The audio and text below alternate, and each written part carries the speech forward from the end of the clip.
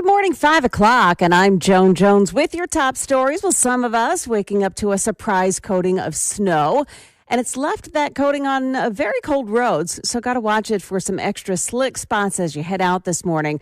We're also dealing with dangerous cold. A cold weather advisory is in effect for all of Middle Tennessee and southern Kentucky.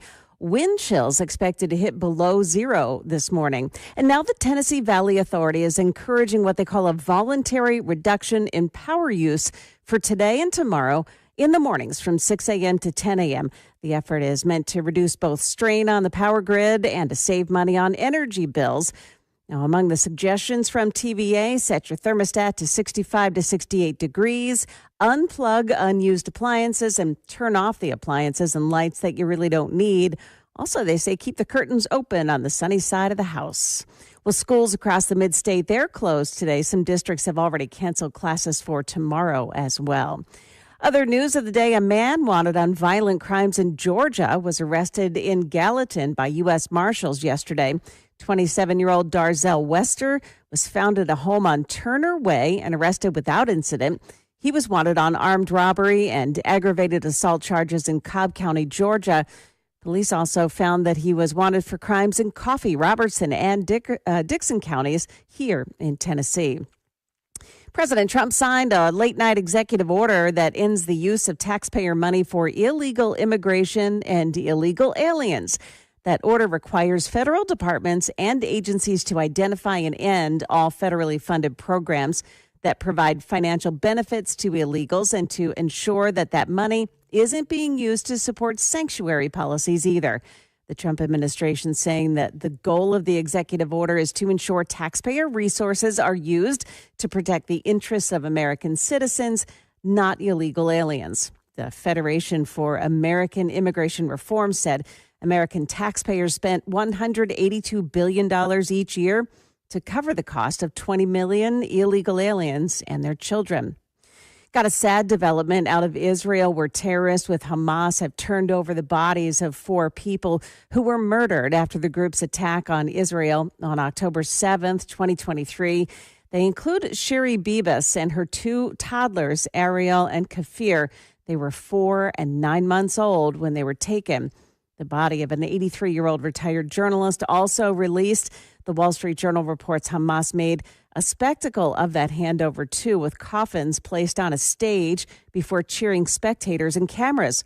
The crowd chanted taunts and anti-Israel slogans. Amid the crowds were some Palestinians who were recently released by Israel. They were supposed to be exiled from Gaza. That is the latest news. We've got traffic and weather just ahead here. I'm Joan Jones, WTN News.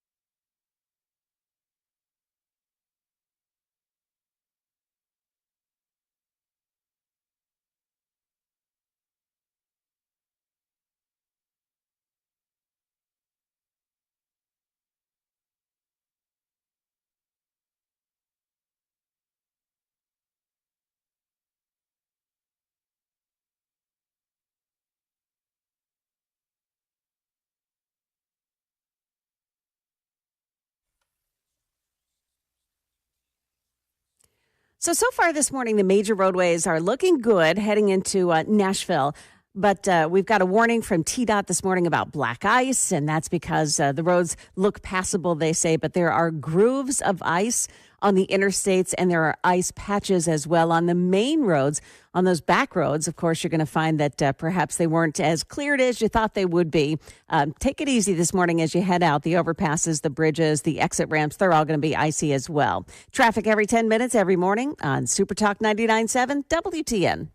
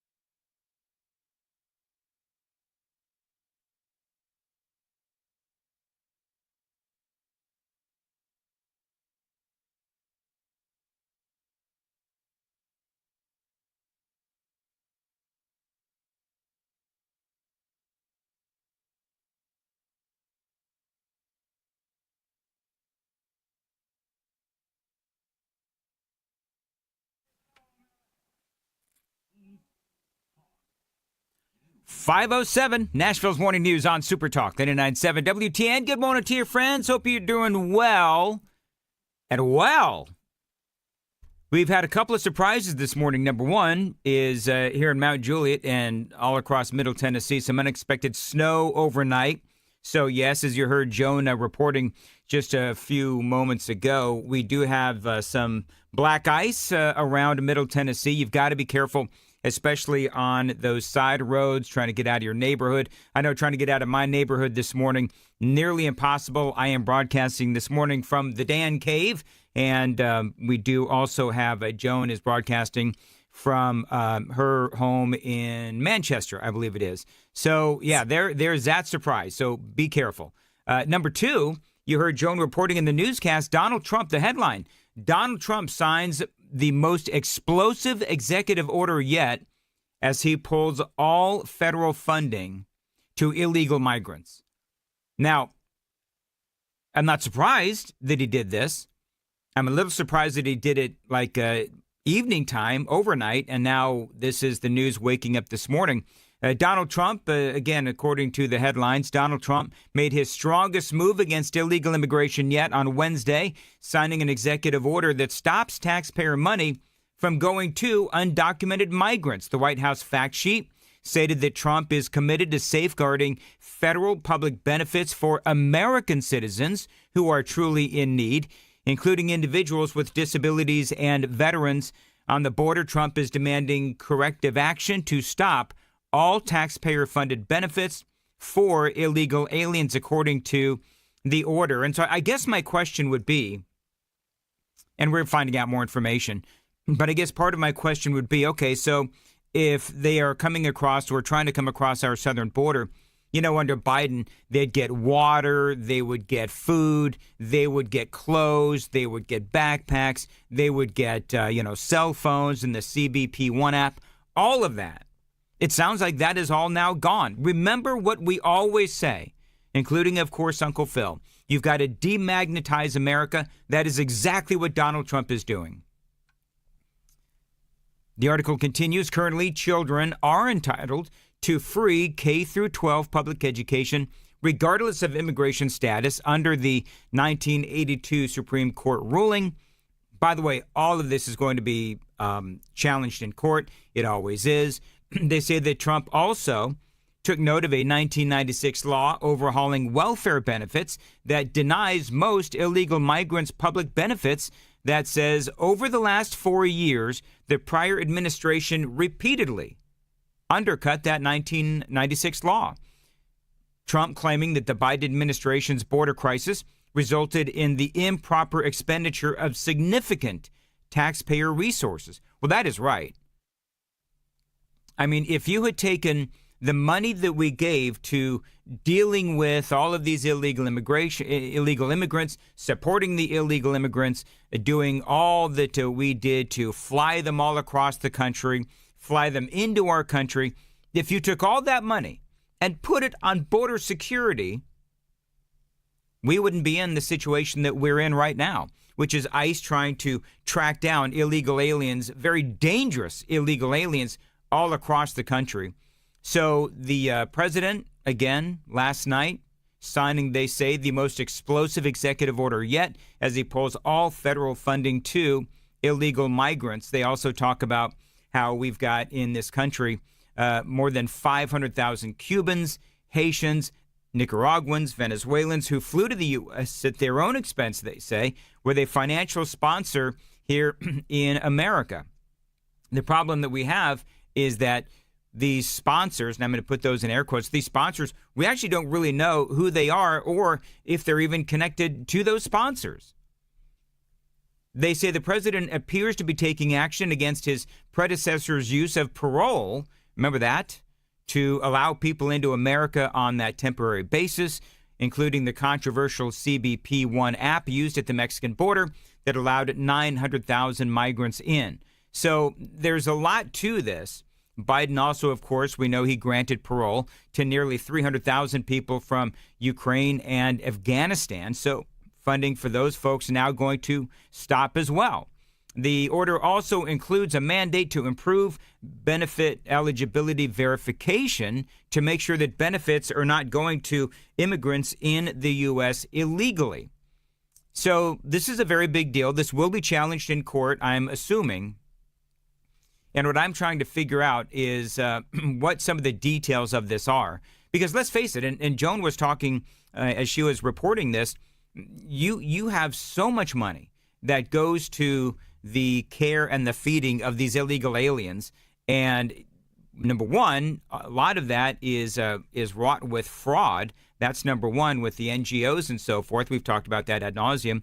But number two, that is money that should be going to American citizens. So that is a big story this morning. We'll continue to follow it, and I'm going to continue to look around, and Joan will as well, on exactly what that whole executive order encompasses. Is that everything? Like, just let's go down the list of all of the things that we pay for when it comes to illegal aliens. Again, the food and the water that they get on the southern border, the free clothes that they get, the backpacks that they get, the schooling that they get here in America. And so, to me, this is a great thing. Because, again, we've all said years and years, decades, we've all said that we need to demagnetize America. So we'll continue to watch that story for you. Yesterday, we spoke at great length about the Doge dividend that could be coming. We have now heard from President Trump. This was part of the conversation in the news cycle yesterday, where he is now saying that we could be getting a Doge dividend. And remember, yesterday, the Daily Dan poll was, okay, so do you want to get a $5,000 check, or do you want us to pay down the debt? And I forget what the end results were, but by and large, most folks wanted us to pay down the national debt. This is what Donald Trump was talking about yesterday when he was talking about the Doge dividend and whether or not we'll be getting a Doge dividend. One of the things that he spoke about real quick is the fact that there are well-run states and states that are not well-run. And he didn't mention our state by name, but he did talk about states like ours. They operate as well as any corporation. They really operate well. Yeah. They have surpluses. Texas has a surplus, for example. When they look at New York and California and some of these places that should have an advantage, I mean, there's a big advantage. Or Pritzker does such a bad job in Illinois. It's horrible how bad he is. Yep. And they don't have that advantage. You know, New York has stock exchange and a lot of things, and California has the weather and the beautiful water. California has great weather, the most expensive weather on earth. Yeah, but some states operate the way he's talking about. Efficiently. When you go into some of these states, you're going to find very little. You're going to find almost nothing. They really operate well. Big surpluses, low taxes. Sounds like Tennessee to me. And so the big Doge dividend, and will we be getting one? That audio from Donald Trump straight ahead, 5:15. Time to check the roads on WTN. Looking good so far this morning on the major roads heading in, although TDOT and NDOT, they're both telling us that there's some black ice out there on the major roads. They say roads are passable. They're fine, but you may run into those grooves in the lanes and between the lanes. And they're trouble this morning as you travel over them. There is some grooves of ice on interstates and icy patches as well. That's what they're telling us. Careful, too, on those overpasses, on the bridges, and on the exit ramps this morning. They continue to be icy as well. Traffic every 10 minutes every morning on Super Talk 99.7 WTN. Thank you, Joan. Appreciate it. And the Super Text line, by the way, is open at 615-737-9986. Donald Trump talking about Doge, the Doge dividend, and this is what he said yesterday. There's even under consideration a new concept where we give 20% of the Doge savings to American citizens and 20% goes to paying down debt, because the numbers are incredible, Elon. So many billions of dollars, billions, hundreds of billions, and we're thinking about giving 20% back to the American citizens and 20% down to pay back debt and pay down debt. All right, so it sounds like it's going to be, splitting the difference. You got some that is going to be going back to the American people and some that will be paying down the debt. I do think it's a great idea. Let's be honest, though. I think there's still, and I said this yesterday, there's a lot of people that are suffering and trying to pay down their own debt. Do you know the average credit card debt here in America? Do you know what it is? $8,600. The average credit card debt in America, $8,600. And a lot of that was probably run up during COVID and, of course, Biden's inflation over the last 4 years. And so that's the problem that we have. And I think for a lot of people, you think about the national debt, and we all understand we need to pay down that debt. But when it comes to the American people, unfortunately, America has been building up this debt and building up this debt and building it up for a long time. And it's almost like there's some people in Washington, D.C. that think that we can just go on forever racking up all of this debt. We can't. But I think the American people, they have to suffer the consequences of our credit card debt a lot more seriously than America does, in the sense that if you get a bad credit score because you can't pay off your own credit card debt, well, then you can't buy a house, you can't buy a car. There's a lot of things that you can't do. And so it's a lot more serious for Americans and our own immediate issues regarding credit card debt. We individually need to get that paid off so that we can contribute financially to our economy across America. And so I do believe that the American people, especially finding out all that we've found out regarding Doge and where our money has been going, I think the American people feel like their money has literally been stolen from them. And we want it back. And I know that there's a lot of folks that disagree with me, and I do understand. Please trust me, I understand the ramifications of America not paying down our own debt. The service on our debt is massive, and I do understand that.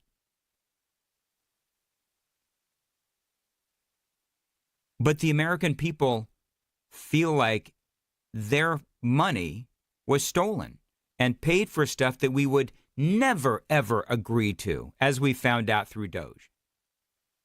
And so I do believe that we, the people, deserve that Doge dividend to pay off our own debt. Here's what Donald Trump said about that.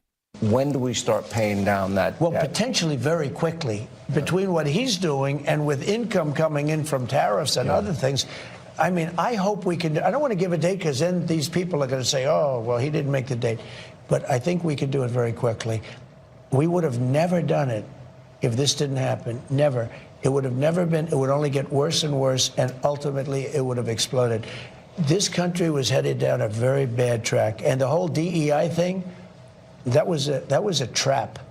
That was a sick trap. And we've destroyed that. That's gone. That's pretty much gone. Yeah, and that's good. And here's the other thing as it relates to our economy and paying down America's debt and so forth. I think part of that discussion is that we as a country have other ways to bring revenue into our government. That is going to be through tariffs, and that's going to be through cuts and so forth. And so that is obviously an option for America. But the American people, you and I, we don't have those options. We go to work, we try to pay our bills, and if we can't pay those bills, then guess what? We're going to get kicked out of our apartments. We're going to be foreclosed on with our homes, and we're also going to have our cars impounded if we can't pay off that debt.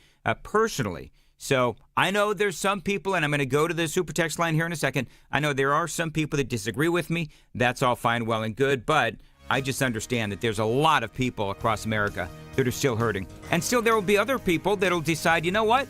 I'm going to take this $5,000 or whatever it is, and I'm going to buy a new TV. I don't care how much in debt I am. I want a new TV because some people are fiscally and financially irresponsible. Joan Jones is going to have the newscast coming up at 5:30. Joan. Yeah, a cold weather advisory issued for the Nashville area. We'll tell you what that means for all of us. Also, a new revelation about taxpayer money handed over to a shady cause. Those stories coming up at 5:30 on Super Talk 99.7 WTN.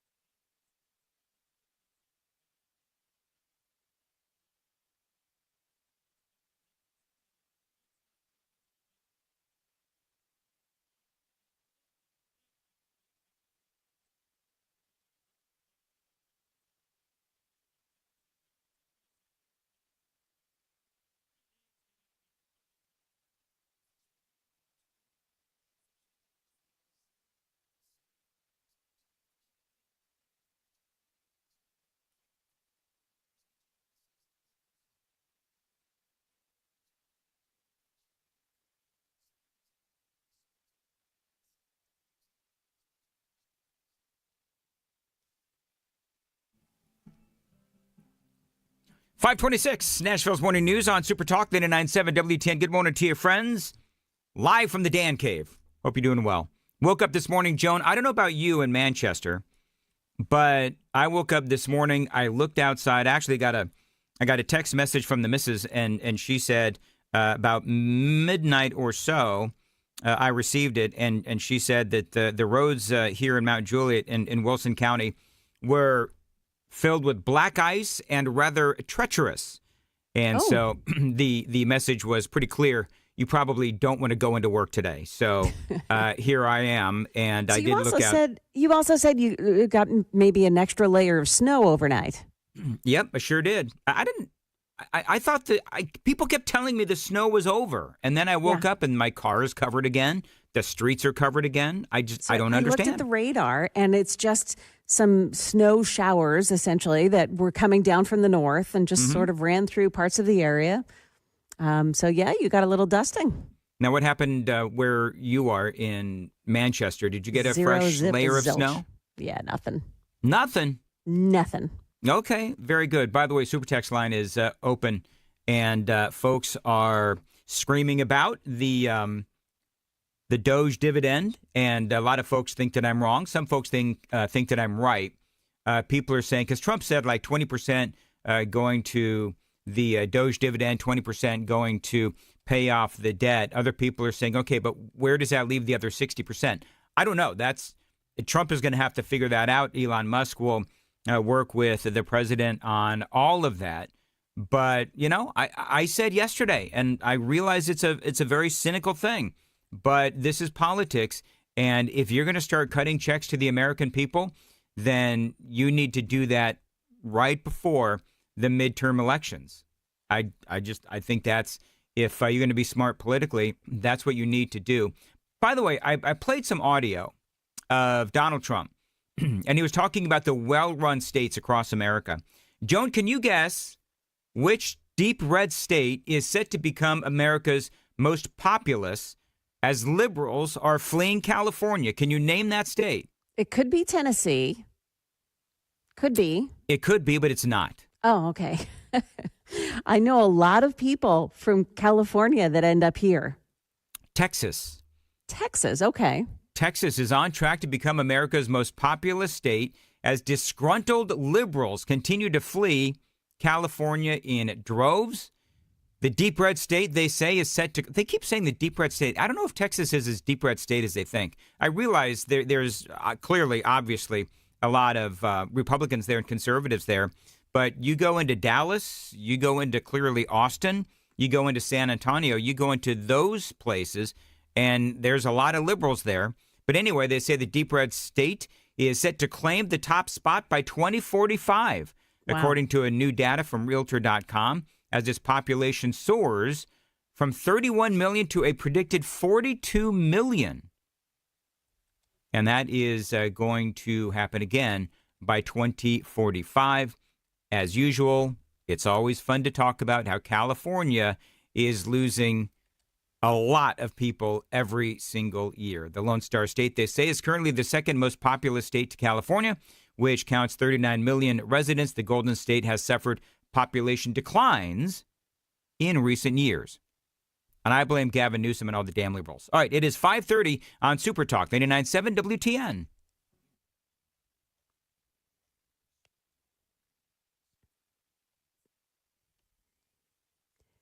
Good morning, 5:30. I'm Joan Jones with your top stories. Yeah, we don't have to deal with snow this morning, but we do have super low temperatures, and that's causing concern for refreezing on the roads. TDOT telling us that crews did work to clear the snow from the roads and salt them, but they say salt can lose its effectiveness below 15 degrees. And refreezing becomes an issue. So a reminder that the highways will be better than the back roads that you probably need to take to get there. We're in the teens this morning. We'll work our way into the 20s later on today, and the National Weather Service has issued a cold weather advisory for Middle Tennessee and Southern Kentucky. Wind chills will be below zero for a while this morning. The Tennessee Valley Authority wants to have you help save the strain on the grid, so they're asking everyone to voluntarily cut back on electric usage this morning and tomorrow morning between 6 and 10 a.m. They're asking you unplug appliances that you're not using, lower your water heater temperature, lower the thermostat, and run your ceiling fans clockwise to push warm air down. In Southern California, the Coast Guard has intercepted a boat carrying 20 illegal immigrants from 21 miles off the coast. Now, aboard that boat were 17 men and 3 women who claim Mexican and Chinese nationalities, who were handed off to Border Patrol. California officials saying ever since the Trump administration's crackdown on illegal immigration, some illegals have changed their tactics to enter the U.S. along the California beaches. San Clemente's mayor says he's seeing a large increase in illegals being dumped on their beaches. And a blockbuster find at the EPA announced by Administrator Lee Zeldin. He discovered the Biden administration awarded $2 billion to a climate group with ties to Stacey Abrams, the Georgia Democrat who lost the governor's race to Brian Kemp in 2019. That money was earmarked for her Power Forward Communities. It's a nonprofit that reported just $100 in revenue in 2023. Zeldin says it's extremely concerning that the organization received 20 million times its reported revenue. That is the latest news, traffic and weather next. I'm Joan Jones, WTN News.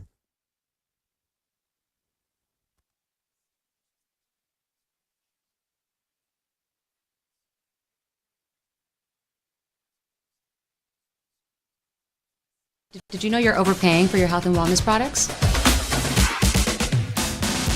With over 20 company-owned brands offering its members vitamins, supplements, wellness, and skincare products, you're able to save up to 70% off retail. Members Nutrition can't change your life, but we can change the way you live.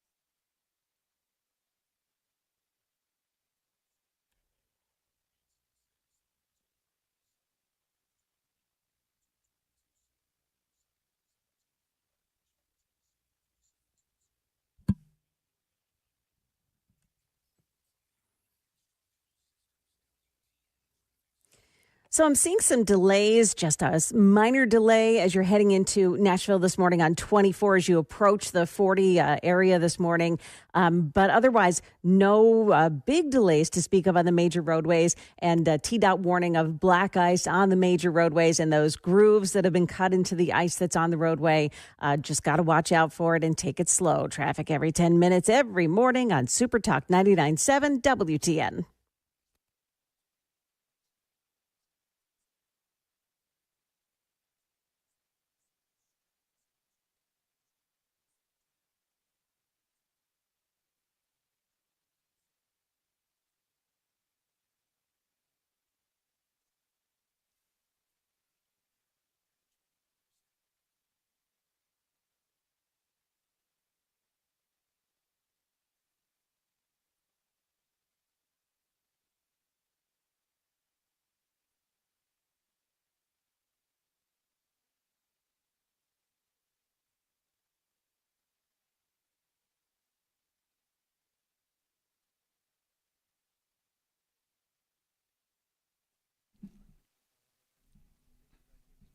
.537, Nashville's Morning News on Super Talk 99.7 WTN. Good morning to you, friends.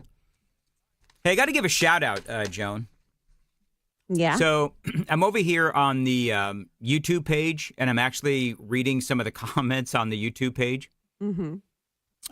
Number one, yes, Dan is working on the face blanket.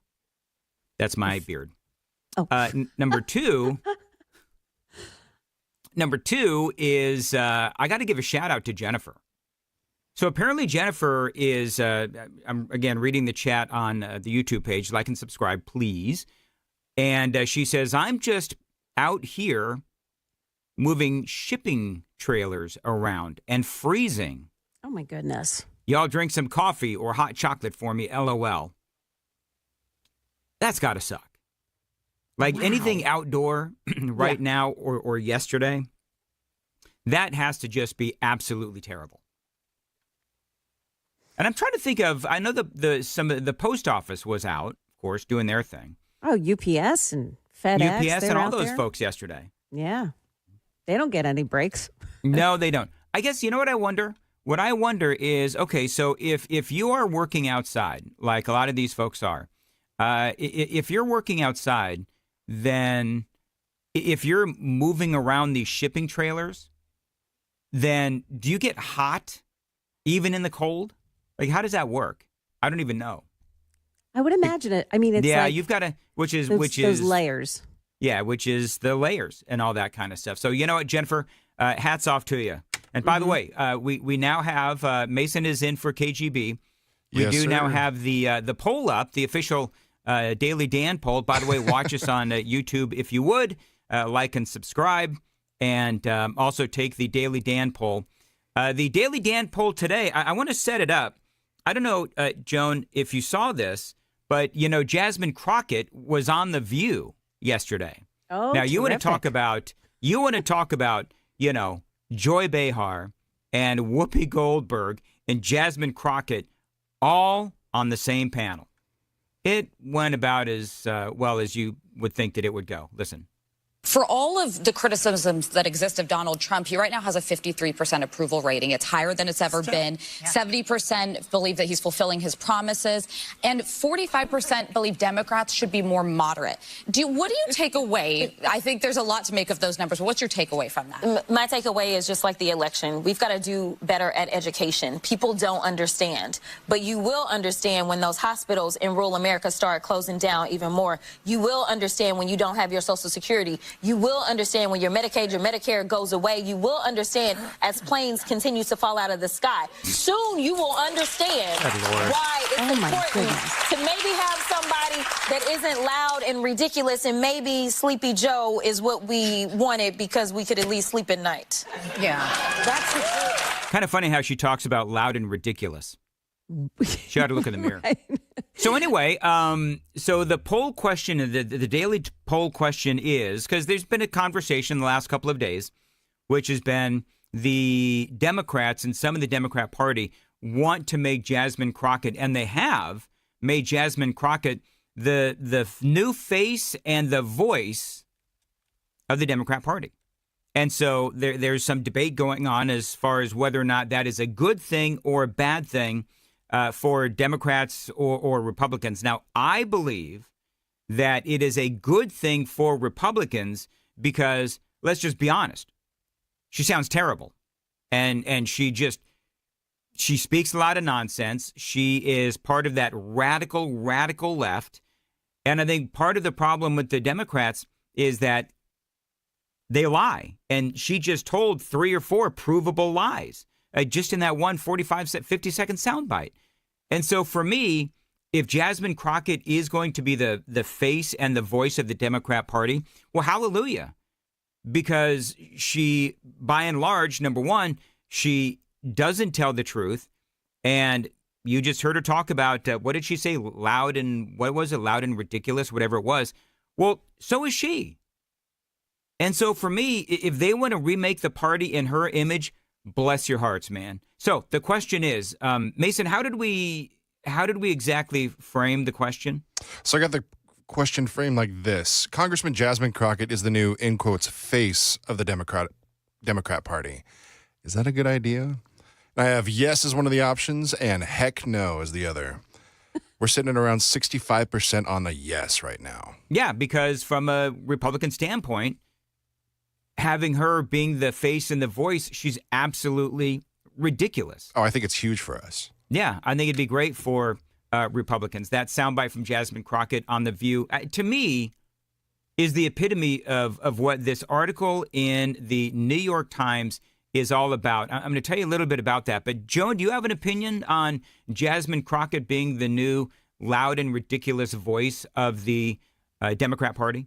Have at it. I mean, really, she is, and nobody's stopping her. In fact, they're giving her more media time every day. Yeah. So they must like it. Nobody's told her to stand down, so they must be okay with it. So it is interesting. There was an article, and I don't know if you folks read it. It was in the New York Times. It was a couple of days ago. It was long. But they're talking about how the Democrats are worried that they're missing the moment to remake the party. Now, realize what we have seen over the last 4 weeks, right? Donald Trump won the election, and people on the left absolutely heartbroken. They have no idea what happened. Well, that soundbite from Jasmine Crockett on The View is the epitome of what this article is talking about.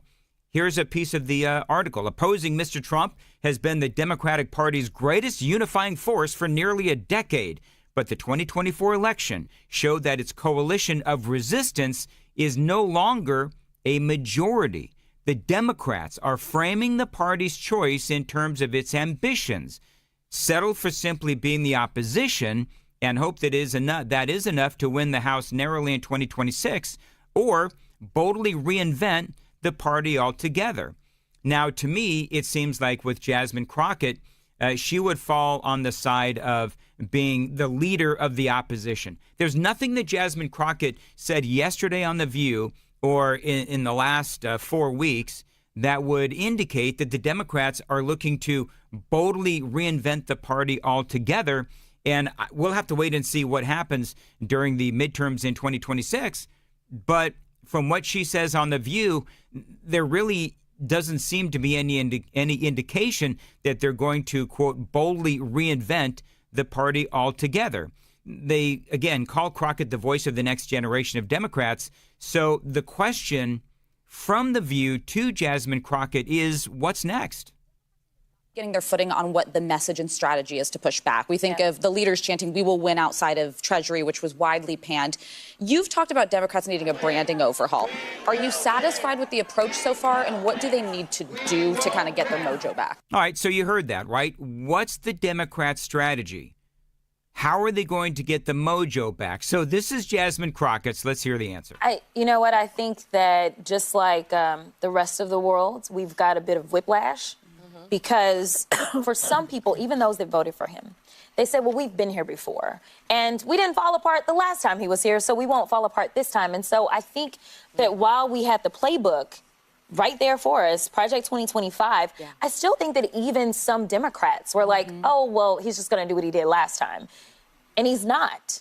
World leaders are recognizing that he's not the same. Okay, so the question, you'll notice, the question was, what is the Democrat strategy? And the new voice and the new leader of the Democrat Party went back to Donald Trump. In other words, they have no strategy. What will the Democrats do to regain their footing, regain their mojo? And in the first 25 seconds, nothing but gaslighting from the new voice of the Democrats. The American people are happy with the speed and the pace of Trump's actions. Even Democrats who voted for him. We've been talking about that the last couple of days. And can anybody within the sound of my voice tell me that they give two rats you-know-whats about the about world leaders and what they think of Donald Trump?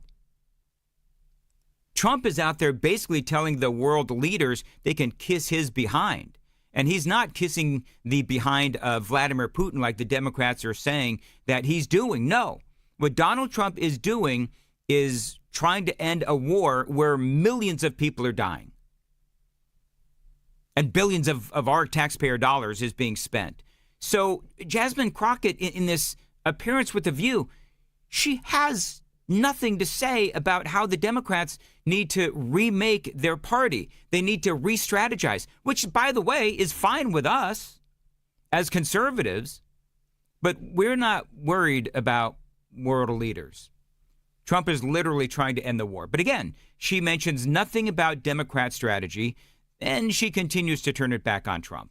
I mean, he's 10 times worse. And imagine that. This is the guy that oversaw how many deaths during COVID, right? And now we had Ebola breakout. Now we've got measles breaks. This is bird flu because they were some of the other people that got fired. The USDA firings. Yeah, no. And he's like, oh, well, wait a minute. Like, this is just literally not even partisanship, in my opinion, at this point. This is incompetence. And I think that, no, seriously, it's incompetence. Wow. So, number one, she says more people died under Trump. It seems like she says millions of people died during COVID under Trump. More people died under Biden from COVID than Donald Trump. We all know that, right? So that statement needs a heck of a lot more context. More people did die under Biden than Trump during COVID. That's number one. Number two, she starts mentioning all of these other random diseases that have cropped up, which, by the way, happens every single year. They have nothing to do with Donald Trump. And then she starts talking about incompetence. The new voice and the face of the Democrat Party is talking about the incompetence of Donald Trump after Joe Biden and 4 years and the disastrous campaign that Kamala Harris ran, where she had, what was it, $1.6 billion and she lost? So it's clear, as the New York Times is pointing out, this divide within the Democrat Party. What is their strategy? Are they simply going to stick to being the party of the opposition of Donald Trump, knowing that the vast majority of people are with Donald Trump, including people within their own party?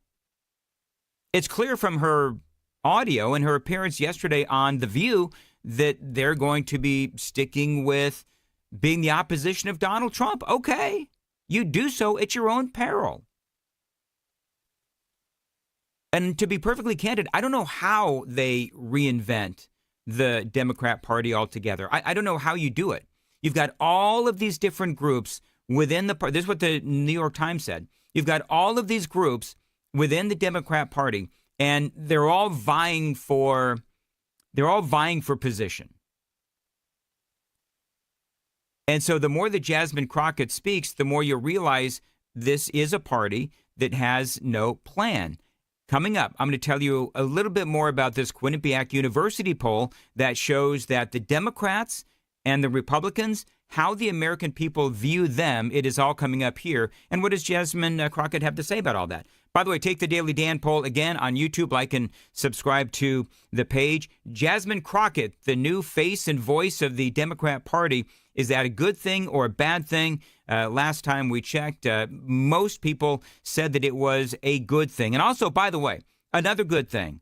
Joan, we have a big event coming up. Are you going to be there? People want to know. Inquiring minds want to know. Tuesday, March 4th, it's going to be a watch party at the Nashville Palace. as Donald Trump addresses Congress. It is a big speech. It kind of sounds like it's going to be a State of the Union kind of a thing.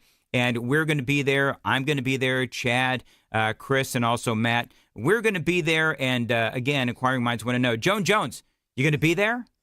I will be there. Are you going to be there? Yeah, I'm going to come by. Awesome. I'm not going to stay for the whole thing, but yeah, I'm going to stop by and say hi to everyone and bother you guys because that's my role. This is going to be this is going to be your first appearance, I think, at an event, right? I think so. Yeah.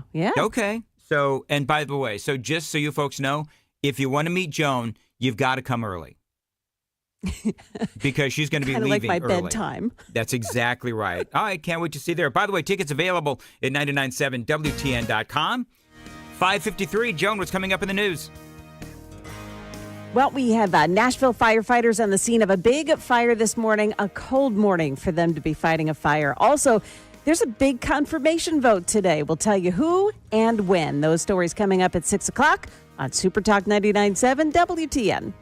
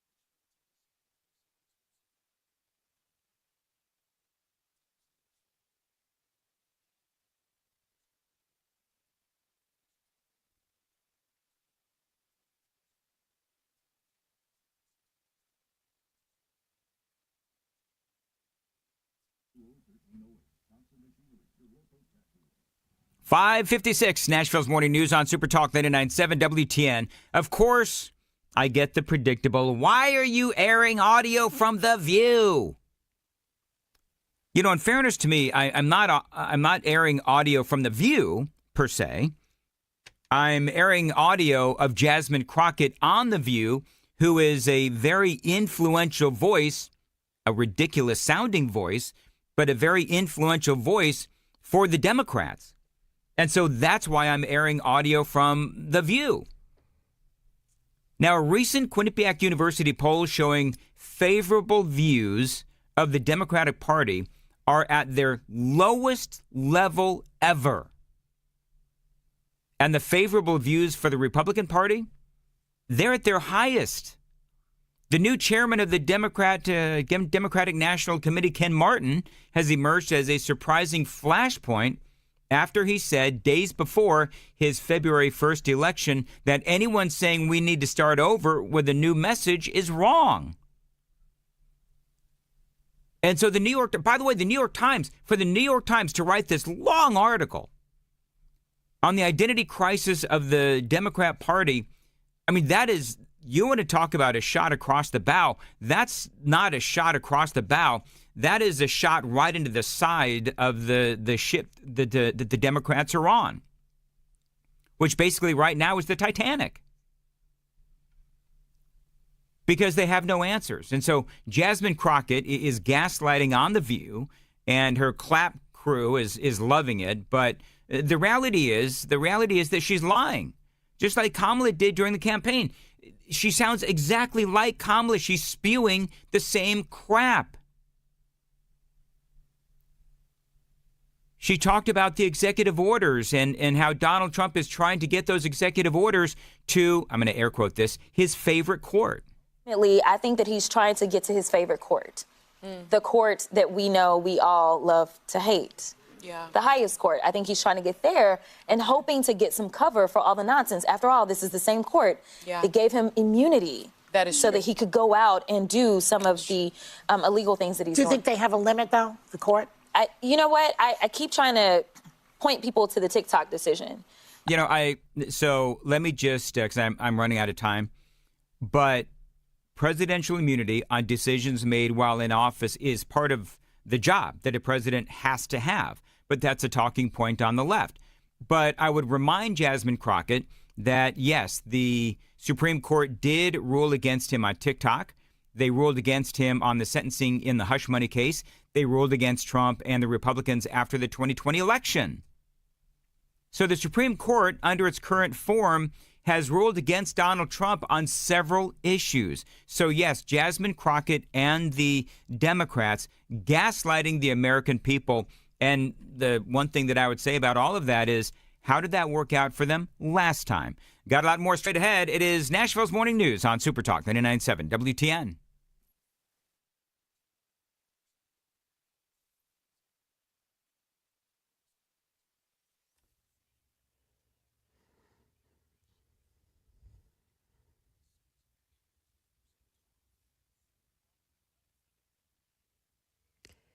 Well, hello there. 6 o'clock now, and I'm Joan Jones with your top stories. Could be a little icy on those secondary roads again this morning.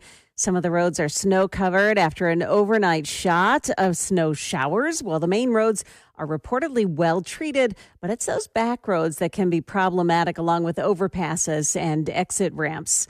Also, Nashville firefighters are on the scene of an early morning fire. Some abandoned townhomes erupted in flames off Dickerson Pike early this morning. The location is near Trinity Lane, so a little to our north. No word on the cause of that fire so far. Tennessee State University leaders outlining a 5-year financial plan that includes changes to scholarship funding and more staff cuts. TSU has been dealing with financial hardship, and the school's acting CFO, Jim Grady, said at a meeting last night there are some habits that developed over the last several years that need to change. Grady also saying TSU intends to honor current scholarships, but will restructure future offers to increase revenue. Last year, the university let go of more than 100 employees amid its ongoing financial struggle. The Senate is set to vote today on the confirmation of Kash Patel as FBI director. Patel cleared the Senate Judiciary Committee last weekend by a 12-10 party line vote, and he is expected to be confirmed today unless more than 3 Republican senators vote against him. That is seen as unlikely. Patel picked up support of Louisiana Senator Bill Cassidy this week, saying in a post on X, Cassidy said that he has spoken with people both for and against Patel's nomination, and he said the ones who worked closely with Kash vouched for him. That hearing is set for 8:30 this morning Central Time. A top prosecutor in the U.S. Attorney's Office in Washington, D.C. has resigned over an order to open a criminal investigation into Biden-era climate-related contracts. Denise Chung is her name. She was the head of the criminal division at the D.C. office. She said in her resignation letter that she opposed the investigation into the $20 billion worth of green energy contracts that were issued in the final weeks of the Biden administration. You may remember EPA Administrator Lee Zeldin calling that money gold bars thrown off the Titanic. Well, the money was found in a Citibank account marked for the 2022 Inflation Reduction Act, which is widely seen as climate legislation. Zeldin is working with the Justice Department to claw that money back and return it to the U.S. Treasury. Money News brought to you by Beacon Capital Management, online at beaconcm.com. We're looking at some negative numbers here for stock futures this morning. Dow futures down 94, NASDAQ futures falling 55. We've got S&P futures down about 15 points this morning. That's the latest news. Traffic and weather next. I'm Joan Jones, WTN News.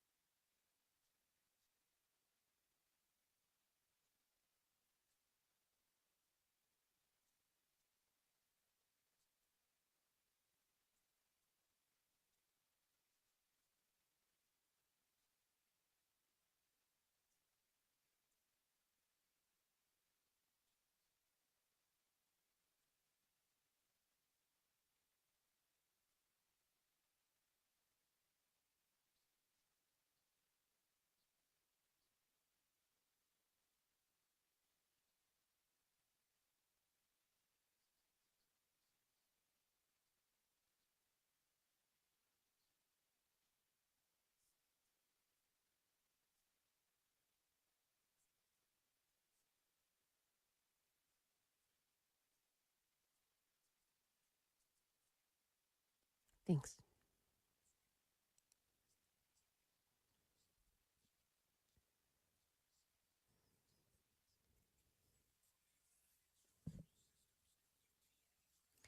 Really not any big delays to speak of this morning. Looks like folks are actually staying home. Now, if you're traveling in Murfreesboro on 24, a little slow right as you're getting on the highway there at Joe B. Jackson. But I spoke to KGB this morning on his way to sunny destinations, and he's on his way to the airport this morning. He said 24 actually looks pretty good to him. No problems this morning coming in on 40. 65 is looking good as well. Just some black ice reported by TDOT in some spots this morning. Something to be aware of as you're headed out this morning. Traffic every 10 minutes, every morning on Super Talk 99.7 WTN.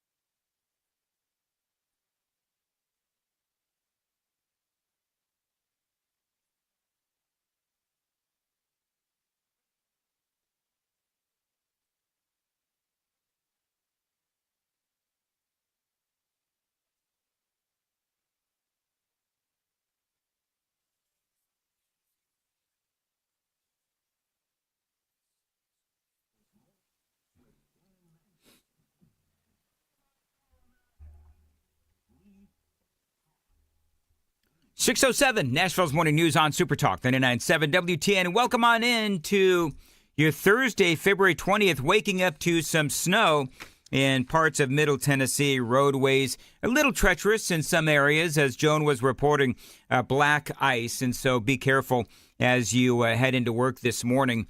There is a lot going on overnight. The president, the headline from Fox News, Trump signs executive order ending use of taxpayer money to incentivize or support illegal immigration. A White House fact sheet said the executive order is to ensure taxes are used to protect the interests of American citizens and not illegal aliens. Of course, we all have said for years, you've got to demagnetize America, and it does look like that is what Donald Trump is looking to do.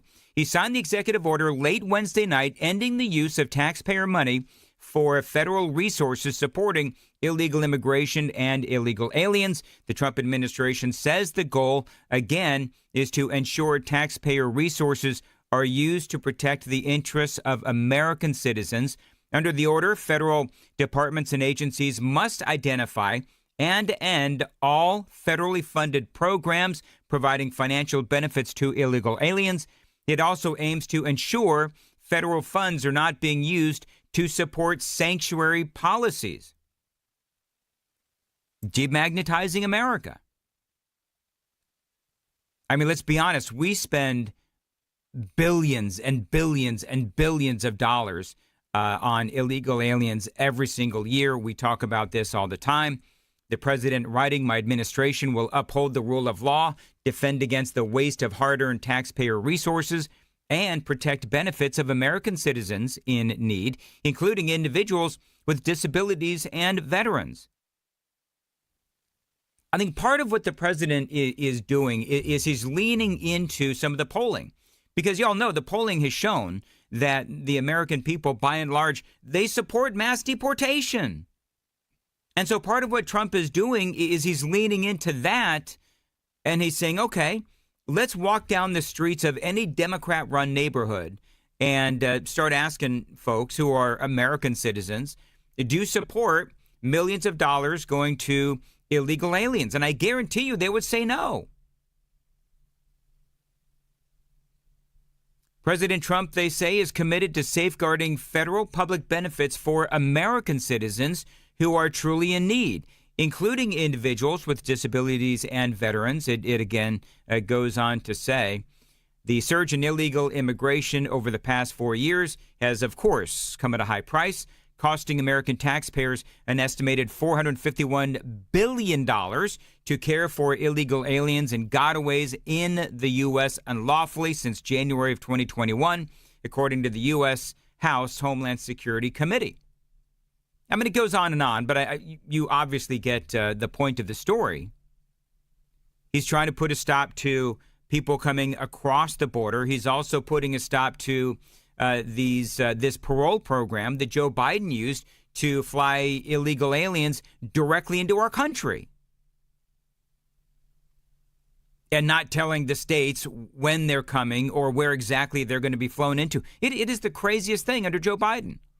And so now Donald Trump is doing everything that he can to stop it. And the American people are responding. And that's the whole point. And that's why when the Democrats, and we were talking about this in the 5 o'clock hour, that's why when the Democrats, they're flummoxed because they can't understand. How is it the American people have such a low opinion of the Democrat Party, according to the Quinnipiac poll? How can they have such a low opinion of us and such a high opinion of Donald Trump? Well, I don't know. Maybe it's because Donald Trump is putting them first. Maybe because Donald Trump is putting the American people first. And that's why the president is so popular right now. And so when Trump saw, well, okay, people are supporting mass deportation. People are supporting the fact that our wall is now, our border is now secure. People will probably also support money, taxpayer dollars being used to benefit American citizens and not illegal aliens. And I'm telling you, that's why Donald Trump is doing so well. Now, Trump was on with Sean Hannity last night. We covered this in the 5 o'clock hour as well. A lot of people come in on the 6th. So I do need to retrace a little bit because a lot of folks, big part of the news cycle yesterday was, okay, so what about this Doge dividend? Will we in America be getting a Doge dividend? It was our big poll of the day yesterday where the question was, would you rather see America pay off the national debt or do we each get $5,000? And a lot of people, a lot of y'all said that you want to see the national debt paid off. Donald Trump has a different idea. Even under consideration, a new concept where we give 20% of the Doge savings to American citizens and 20% goes to paying down debt because the numbers are incredible, Elon. So many billions of dollars, billions, hundreds of billions. And we're thinking about giving 20% back to the American citizens and 20% down to pay back debt and pay down debt. So a lot of people asking, okay, so 20% comes back to us, 20% goes to pay down the debt. Okay, which, by the way, is $37 trillion. So where does that other 60% go? I don't know. But I'm going to tell you this. If we stop paying money for all of these illegal aliens, I mean, that is going to be billions of dollars in savings. And, Elon Musk has called for the deletion of entire agencies. And that's a good thing. There's big news about what Trump wants to do with the IRS that I'm going to cover at 6:35.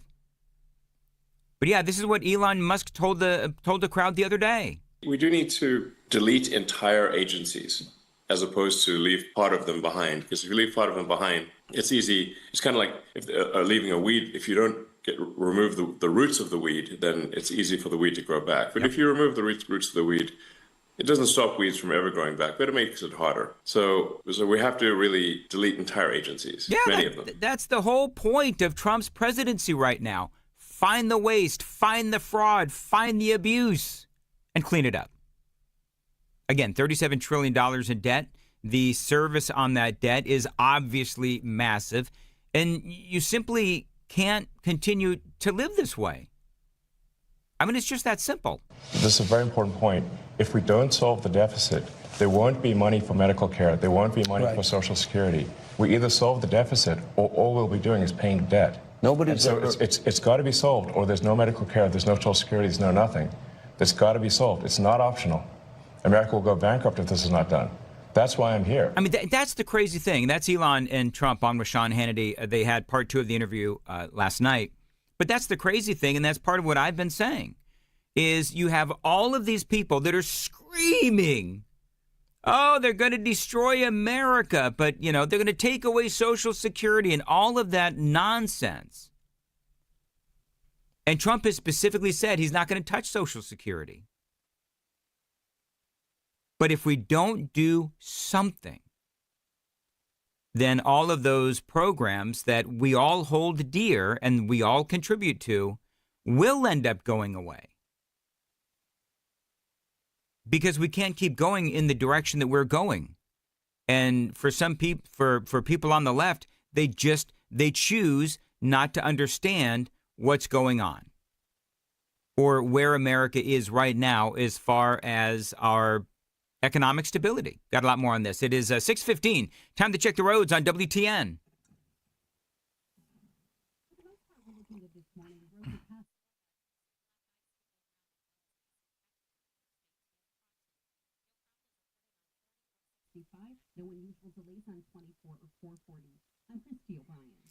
As far as your weather for today, in a word, cold. Cloudy today until about noon. High today of 23, and right now 10 degrees at Super Talk 99.7 WTN. By the way, Joan, earlier I was talking about the folks that have to work outside right now. I'm hearing from all kinds of folks that are out on the roadways working. Oh, yeah. They're working, in factories and loading and unloading trucks and all that kind of stuff. So, man, more power to you, friends, because that is a tough gig. Thinking of those guys, the firefighters that are out right now battling that fire at an abandoned building. Yep. So there's no lives at risk there, but they're still out there, with their own lives in this extreme cold. And of course they've got to get wet because of what they're doing.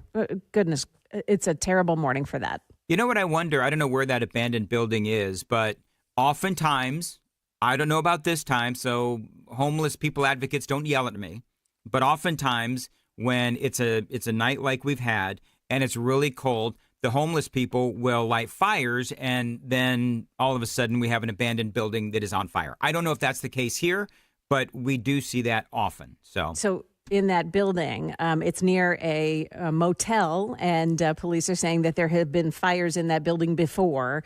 So there's a few hints that point to what you just said being true.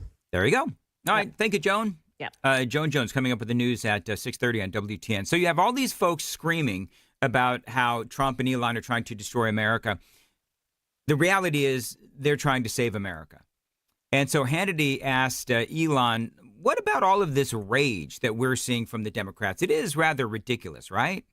Well, I think we're seeing an antibody reaction from those who are receiving the wasteful and fraudulent money. They're being exposed. Yes. I'll tell you a lesson I learned at PayPal.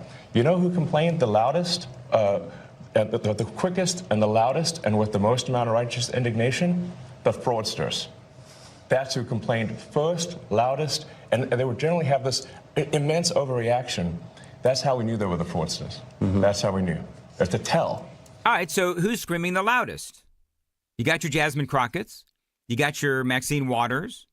You got Chuck Schumer. And basically Democrats at large. They are the ones that are screaming. And that's what we've been saying since day one is, okay, so let's look at who looks really sus, who looks suspicious. It's the loudest. They're protesting too much, which tells you all you need to know. Now, one of the questions was asked, what happens when you make mistakes, which you inevitably will? The left is going to pounce, right? Does that discredit what Doge is doing? What's better than saying trust me? It's just full transparency. So what we're doing with the Doge, just go to doge.gov. You can see every single action that's been taken. Mm-hmm. And I want to be clear, we are going to make some mistakes. We're not going to be perfect. Nobody bats 1,000. But we're going to fix the mistakes very quickly. That's what matters. Not that you don't make mistakes, but that you fix the mistakes very fast. There you go. I love what Elon Musk had to say. Remember what we spoke about yesterday, Sean Hannity talking about how he wanted to do this interview and he wanted the American people, and actually Donald Trump talked about this, how Trump wanted Elon to do the interview so that people could understand who Elon Musk is, and he's not nearly the monster that the left and the left-wing media is trying to portray him as. It is 6:20 on Super Talk 99.7 WTN. The Super Text line is open, 615-737-9986. You folks working outdoors, I specifically want to hear from you. What is your job that is bringing you outdoors this morning? Would love to hear from you. 615-737-9986. Dan Mandis here, of course. Over the past several days, man, classic Tennessee weather. We've had a ton of rain, and we've had a ton of snow, including last night for a lot of us. You need to check to make sure that there's no water in your basement or your crawl space. Now, the tiniest of cracks in your basement with the snow like we've had, water could end up in your home, and it could cause all kinds of issues. I'm talking about mold. I'm talking about wood rot. I'm talking about the need for structural repair.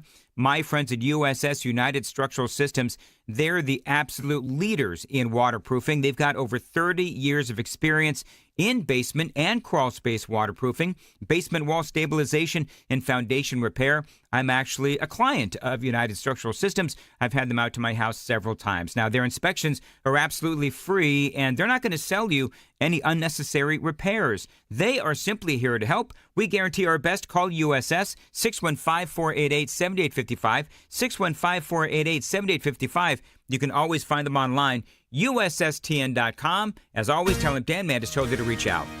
621 on Nashville's Morning News. Joan Jones has the news at 6:30. Joan. Yeah, it's dangerous cold this morning and an extra dusting of snow, too. Also, we have an update on that space rock that may be threatening Earth. Those stories coming up at 6:30 on Super Talk 99.7 WTN.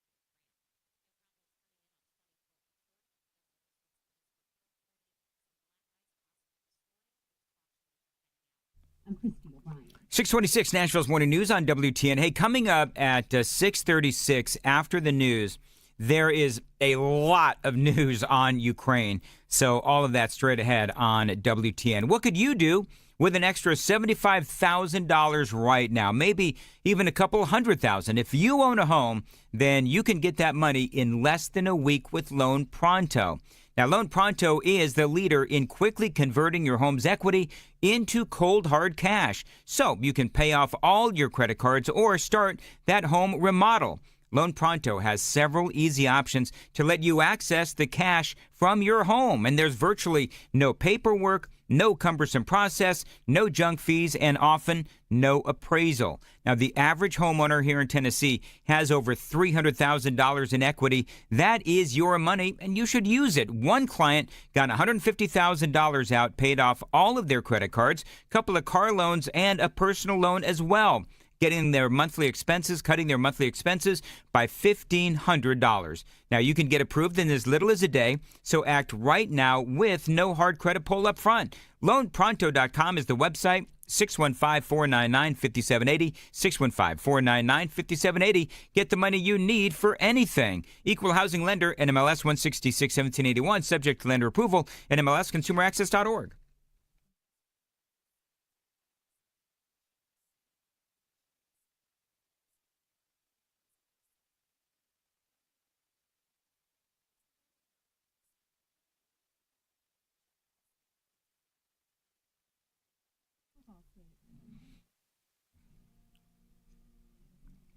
.627 Nashville's Morning News on Super Talk 99.7 WTN. Yeah, there's so much on Ukraine. You've got Zelensky. We talked about this a little bit yesterday. Just a bit of a preview as to where we are going to go in the segment between 6:35 and 7 is you've got Zelensky, and he is just crying like a baby. He's really upset. And you've got the world leaders also upset. And so the reason why they're upset is because Donald Trump has the audacity to actually try and come up with a solution. And so you've got Zelensky, and I've got all the details coming up, but you've got Zelensky, and he's been bad-mouthing Donald Trump. Now, my question would be, really, Zelensky, you're going to badmouth the president of the country that has given you billions and billions of dollars? And so I love that J.D. Vance comes out, because one of the things that Zelensky said is that something about how Trump is living inside Putin's disinformation chamber or something like that. And I love what Vice President J.D. Vance said. J.D. Vance comes out and he says, just a little bit of maybe some words of advice, Vladimir Zelensky, is you're not going to get anywhere by bad-mouthing Donald Trump.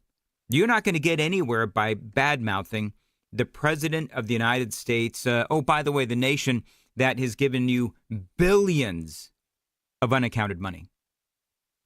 So that's one of the things that we'll talk about. What Donald Trump, he totally took out Zelensky. I don't know if you've heard the audio yet, but yesterday Trump was answering questions from reporters, and he totally just blast Zelensky, puts him on full blast. And so I've got all of that great Donald Trump audio coming up. Don't forget, Tuesday, March 4th, our watch party at the Nashville Palace. Donald Trump is going to be addressing Congress. It's a big speech, kind of like a State of the Union, but we're all going to be there, including Joan Jones. Again, Tuesday, March 4th.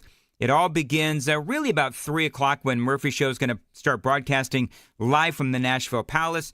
And then it's going to be, of course, me and Chris and Chad, Matt Murphy, of course, as well. Joan will be there. Come on out.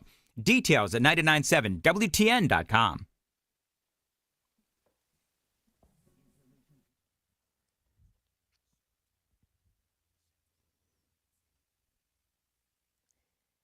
Good morning, 6:30 now. I'm Joan Jones with your top stories. So cold this morning that TDOT is warning about black ice on the roads, and TVA wants you to set the thermostat lower to save power on the electric grid. Temps are in the teens right now. We'll get into the 20s later. And the National Weather Service has issued a cold weather advisory. Wind chills make it feel more like it's near zero. Channel 4's Stefano DiPietro says watch it because tomorrow morning the temps will reach even lower into the single digits. There's a warm-up on the way for next week, though, so just hang in there. An appeals court has declined to reinstate President Trump's order on birthright citizenship. A 3-judge panel saying the Justice Department hasn't shown that they're likely to succeed on the merits. That decision sets up a potential emergency application to the Supreme Court. That order takes away immediate citizenship to anybody born in the U.S. on U.S. soil, with the Trump administration saying the 14th Amendment limits citizenship to people who are lawfully present in the U.S. It's not clear when the Trump administration would take that appeal to the high court. 2 high school girls in Texas have been arrested plotting what the FBI called a mass casualty attack using pipe bombs and guns to target their school.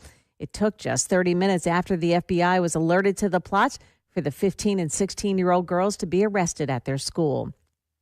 And got a space rock update for you here. NASA and other space agencies say they are working on a plan to blow up that giant space rock that has a slight chance of flying into Earth. Asteroid 2024 YR4 has a 1.5% probability of making impact with Earth. That's according to NASA.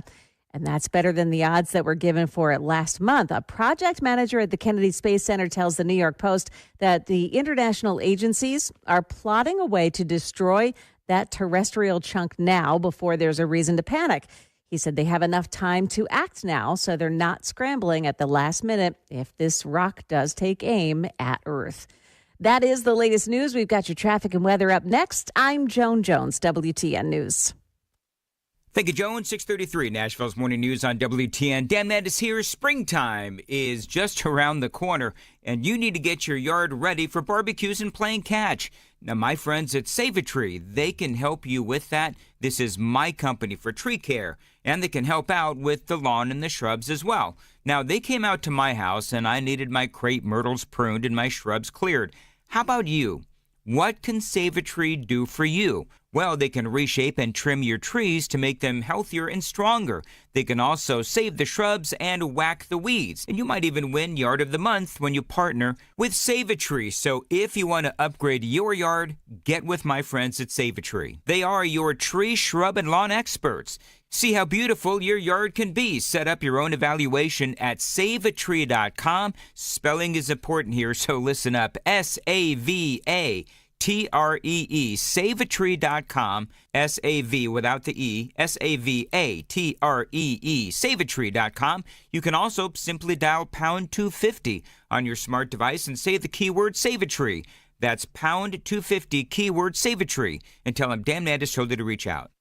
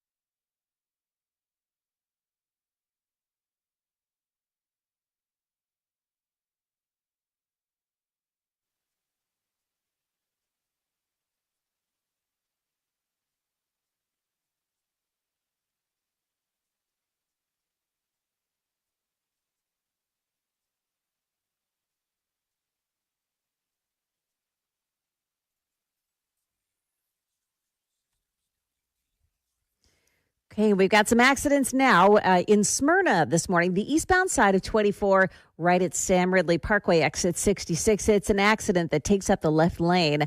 Also on 65 northbound at Vietnam Veterans Boulevard, exit 95, a crash there, and 2 left lanes are blocked off. They're saying that there are 2 other vehicles on the right shoulder, and it is snowing in that area, so it's causing us quite a delay there.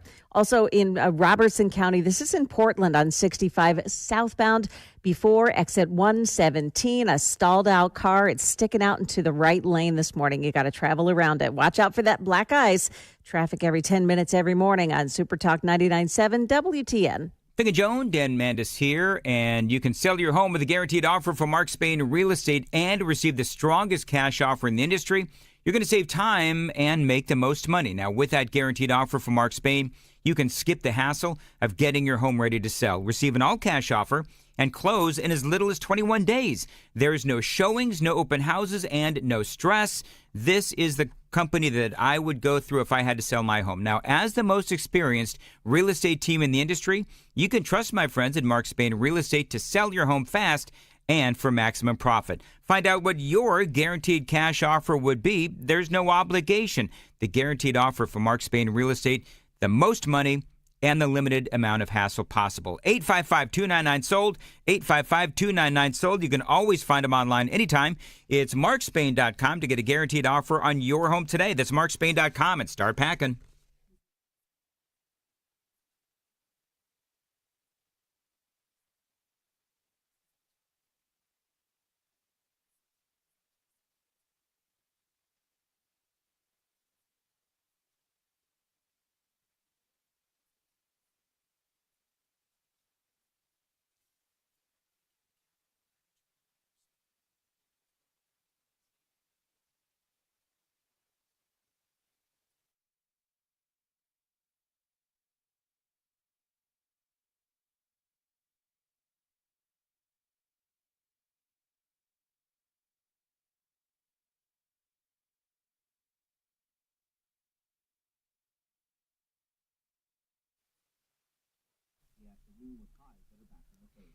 .637 Nashville's Morning News on Super Talk 99.7 WTN. Welcome on in.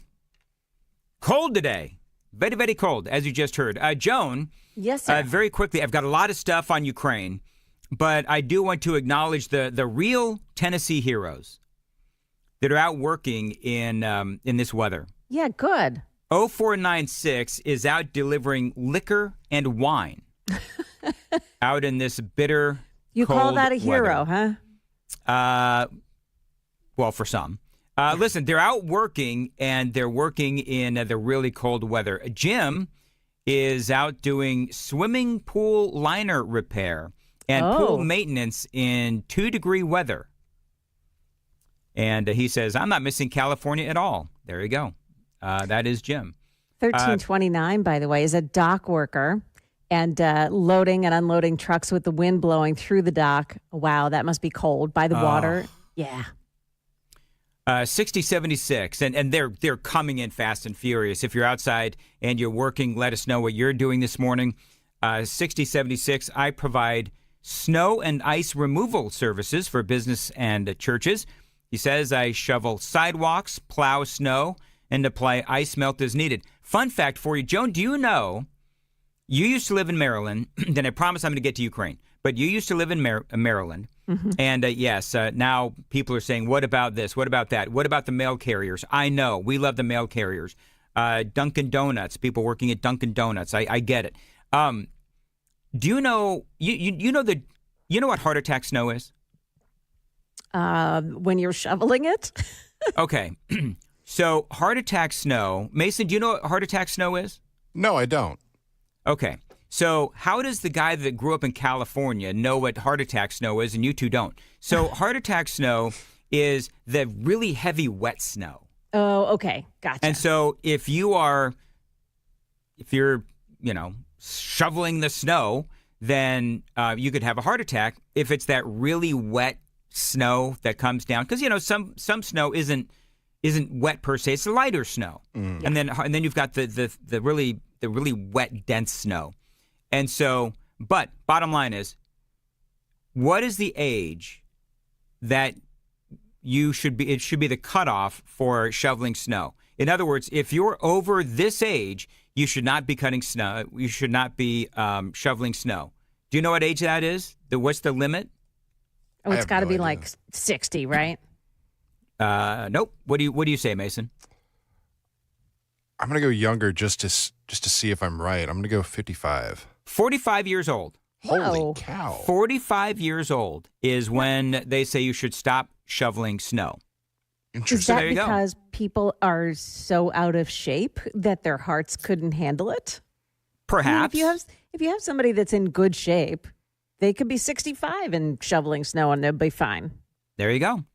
I don't know. Here's what I know is that, guys, this is a great excuse to get out of shoveling snow. It is I knew you were 6:40. bringing it up for a reason. Nashville's Morning News on Super Talk 99.7. All right, let's get to Ukraine because there's a lot going on. The Trump administration, this was news earlier this week. I did touch on it. The Trump administration has now put a pause on all immigration applications from Ukraine and Latin America.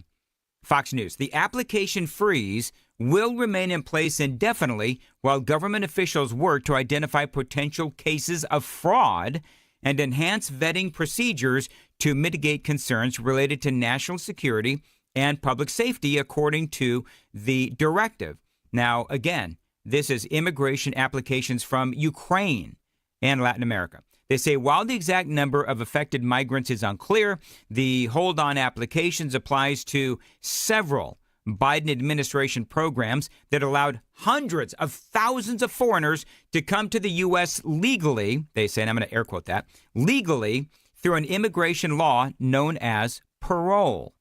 That law empowers the U.S. government to welcome foreigners quickly on humanitarian or public benefit grounds. So Donald Trump has put an end to that, and I love that because Joe Biden used that parole, and to me, I think he greatly, and many people say this, he abused that system, and now we're stuck with all of these people that we're trying to now deport. But one of the reasons they want to put a pause on all of this is because they're so concerned about vetting. Now, remember the other day, I spoke to Congressman Tim Burchett, and I did ask him, is there even a way to properly vet those people coming into our country? I don't think so. I always use this, I always quote my father, and it gets me in trouble, but he used to say that, I mean, of course, he was in the Pacific, and he was, the people that he was fighting didn't mind dying at all. He said, if somebody wants to take you out and doesn't mind losing their life, there's not a whole lot you can do about it. And if somebody wants to come over here and just lies about it and fakes everything, that doesn't, that's how we've got Chinese spies that are cavorting with members of the United States Congress. We've allowed these people in through some process, and the process is broken. And that's another thing that'll have to be fixed. But I don't know that Doge will fix that or not, but I think it'll just defund some of these organizations that are liberal, that your tax dollars are funding, that are bringing these people in or sponsoring these people, because they ultimately are trying to destroy this country. There you go. So Donald Trump, again, pausing all immigration applications from Latin America and Ukraine. Rand Paul, I don't know if you saw this. You know that he wasn't really all in for Donald Trump in 2024. He has now come out in support of Donald Trump finally, and it's based in large part on Ukraine. He posted this yesterday. A few people may have noticed that I resisted an enthusiastic endorsement of Donald Trump during the election, but now he says, I am amazed. This is Rand Paul. I'm amazed by the Trump cabinet, many of whom I would have picked. He says, I love his message to the Ukrainian warmongers, and along with his Doge initiative, shows I was wrong to withhold my endorsement. So today, he says, admittedly, a little tardy, I give Donald Trump my enthusiastic endorsement. That is Rand Paul. Now, Donald Trump took out Vladimir Zelensky yesterday. This is great audio. I've got it for you straight ahead. 615-737-9986. Let's check the roads real quick on Super Talk 99.7 WTN.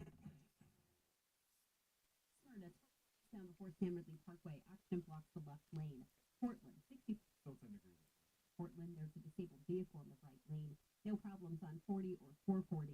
Some reports of black ice around this morning. Use caution heading out. I'm Christy O'Brien. Very good. As far as your weather goes, really cold, cloudy today until noon when it's going to start to warm up a little bit. High of 23 today.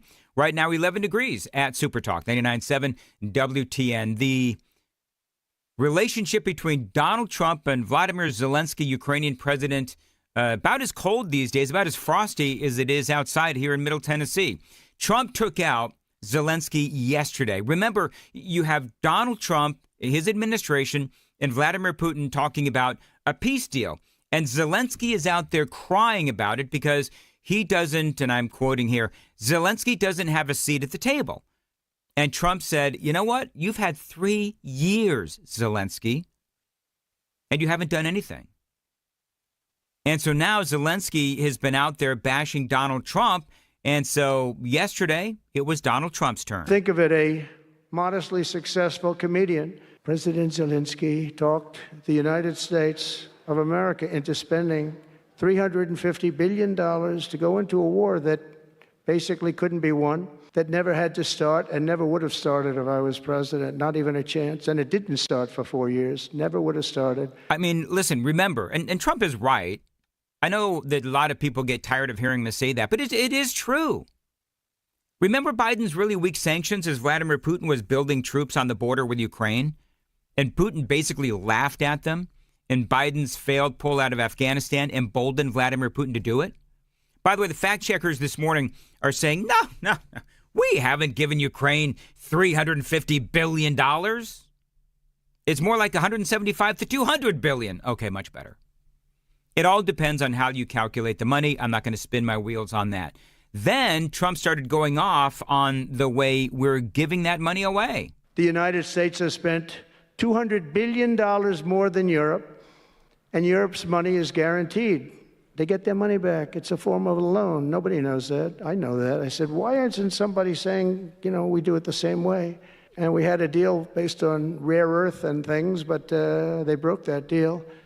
But they broke it 2 days ago. We had a deal because I said, we're spending $350 billion, and Europe gets their money back in the form of a loan, and we don't. We're just giving the money hand over fist. That's the Biden administration for you. Yeah. I mean, listen, Donald Trump, as always, America first. The Telegraph is reporting this week that Donald Trump is demanding a higher share of Ukraine's GDP than they want to give. Because remember, Trump's whole thing is America needs to be paid back. We've given, somewhere between $175 and $300 billion to support this war.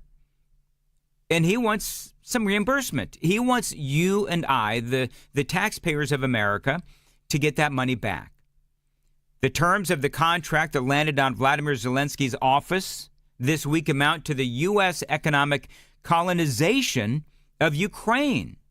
The document has caused consternation and panic in Ukraine, and Zelensky is crapping Twinkies. The agreement, they say, covers the economic value associated with resources of Ukraine. We're talking about mineral resources. We're talking about oil. We're talking about gas and ports and other infrastructure. And Donald Trump is basically saying that we want a piece of that as payback.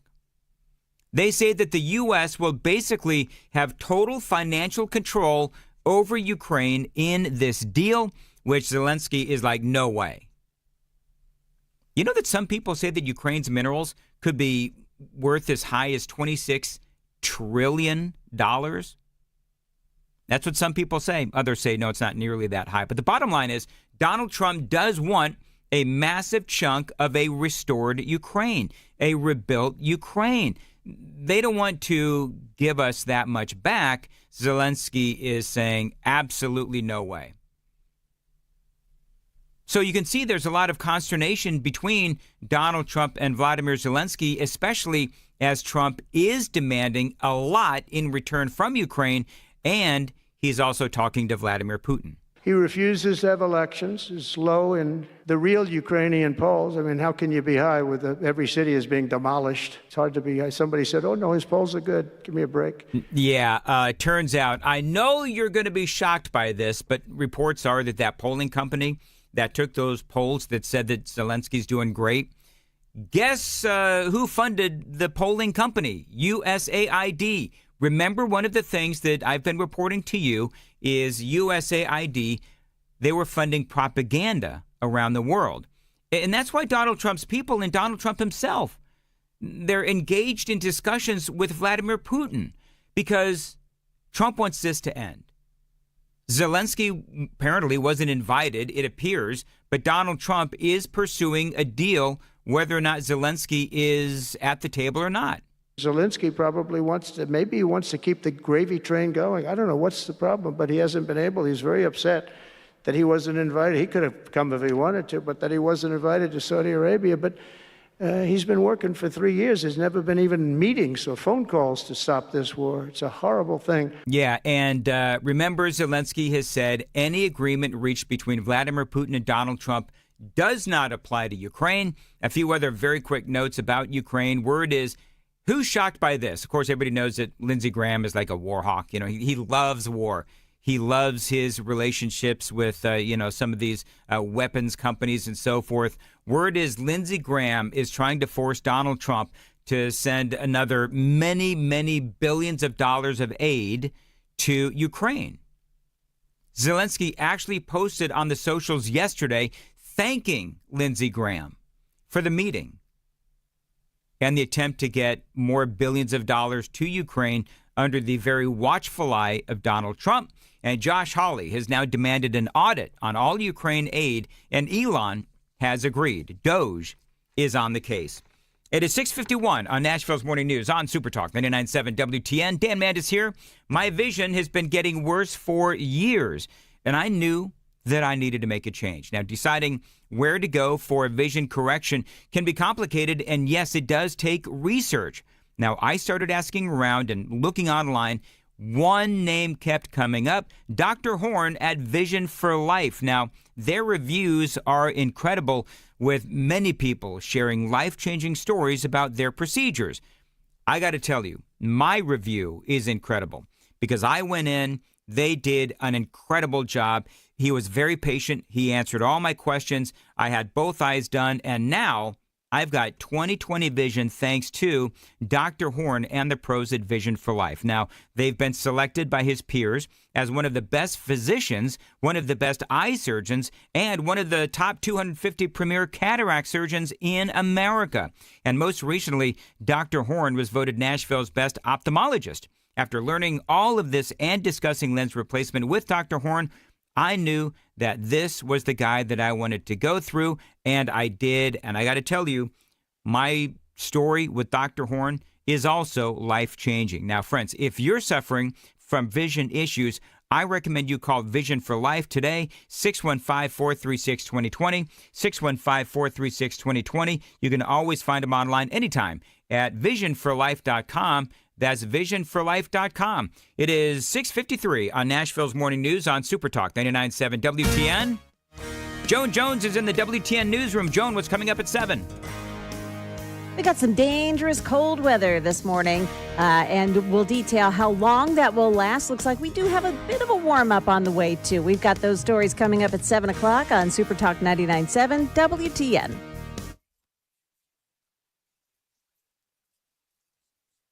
Did you know you're overpaying for your health and wellness products? With over 20 company-owned brands offering its members vitamins, supplements, wellness, and skincare products, you're able to save up to 70% off retail. Members Nutrition can't change your life, but we can change the way you live.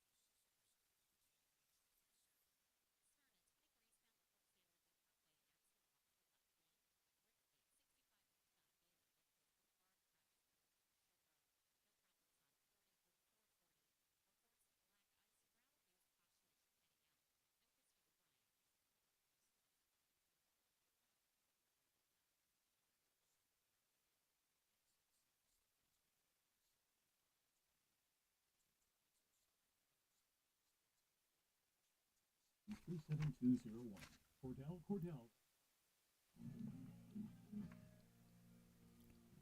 6:57, Nashville's Morning News on Super Talk 89.7 WTN. Welcome on in to Nashville's Morning News.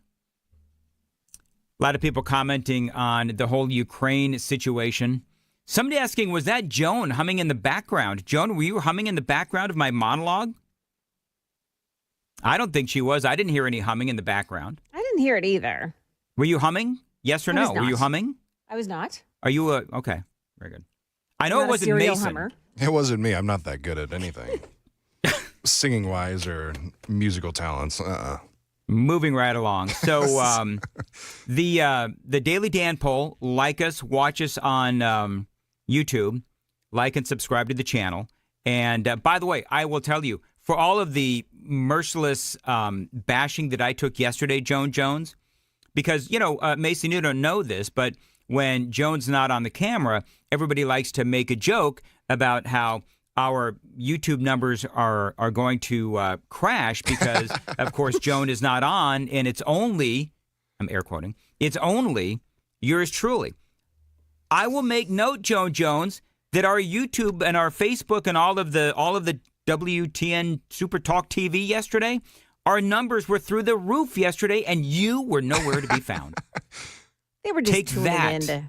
It was, they felt bad for you, so they wanted to tune in. Are you telling me this is like sympathy clicks? Wow. Sympathy clicks, that's the word. Kind of like in high school when I got sympathy dates. Listen, sometimes at my age, you take all you can get. Anyway, the WTN poll, the Daily Dan poll is up, and the question is, Jasmine Crockett is now being called the new face of the Democrat Party. Is that a good thing or a bad thing? And, of course, we're doing this from the conservative standpoint. Mason, in for KGB, what do the numbers show? We're still sitting around 61% in the yes, and I kind of agree with it. I can't disagree right there. Joan, where are you at on that? Oh, well, absolutely. I think she should be the face of the party. Please. Yeah. You know what? She's also a pretty woman. It's sad when she starts talking. Yeah, my wonder is, though, is she the distraction while they try and figure something else out? That's what I'm wondering. Mason, that's a very good point. Yeah. You know what? They better figure something out very quickly. And to Joan's point, very, very pretty woman, sure. It's only when she opens her mouth that she becomes incredibly vile and lying. And we've got the proof on that from her appearance on The View yesterday. Details on that and a whole lot more straight ahead. Busy morning, Nashville's Morning News on Super Talk 99.7 WTN.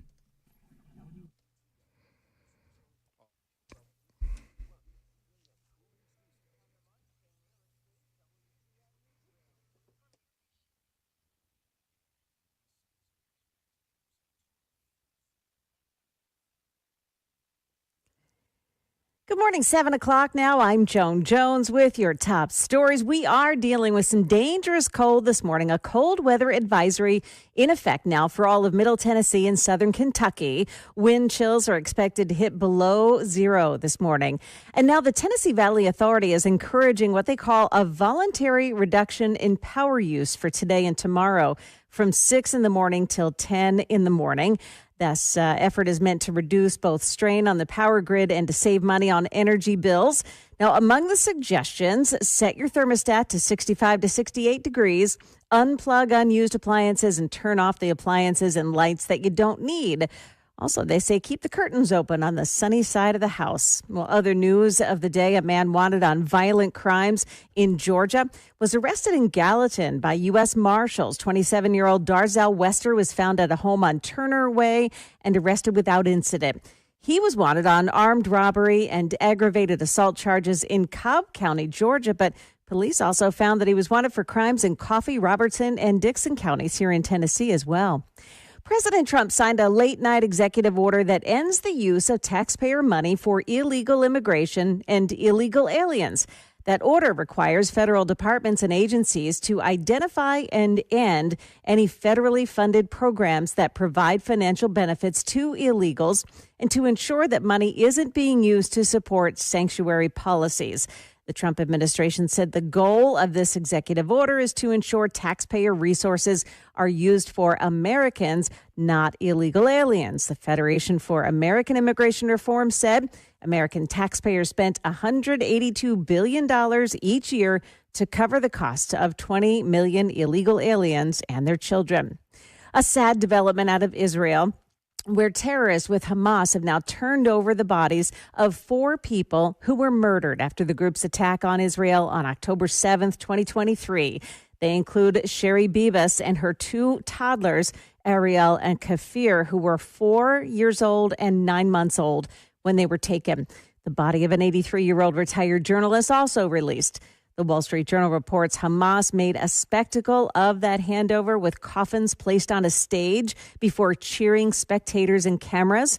The crowd chanted taunts and anti-Israel slogans. Now, amid the crowds were some Palestinians who were recently released by Israel.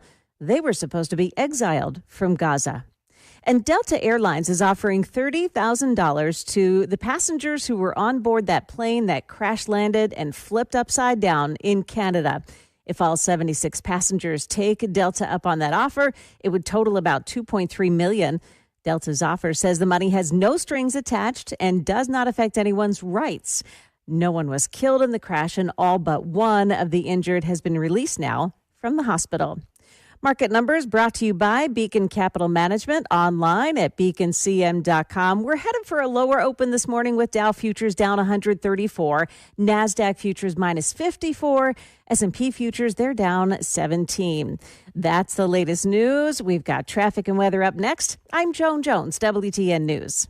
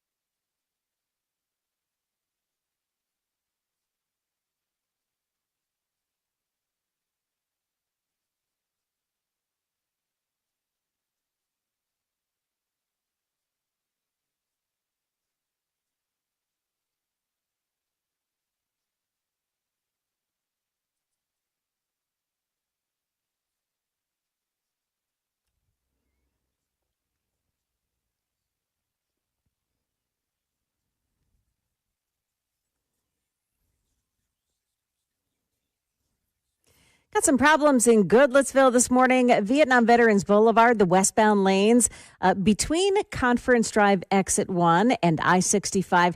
Stop and go traffic. Not really sure what's involved in that stop and go traffic this morning. We'll keep an eye on it and see what's going on. Rivergate 65 north at Vietnam Veterans Boulevard, exit 95 there. A crash that blocks the right shoulder. Perhaps that's what's slowing traffic down. And also this morning, Nashville DOT and also TDOT are both saying that there's some ice on the bridges, ramps, and overpasses this morning. Roads are passable, they say, but you need some extra caution on those areas. Traffic every 10 minutes every morning on Super Talk 99.7 WTN.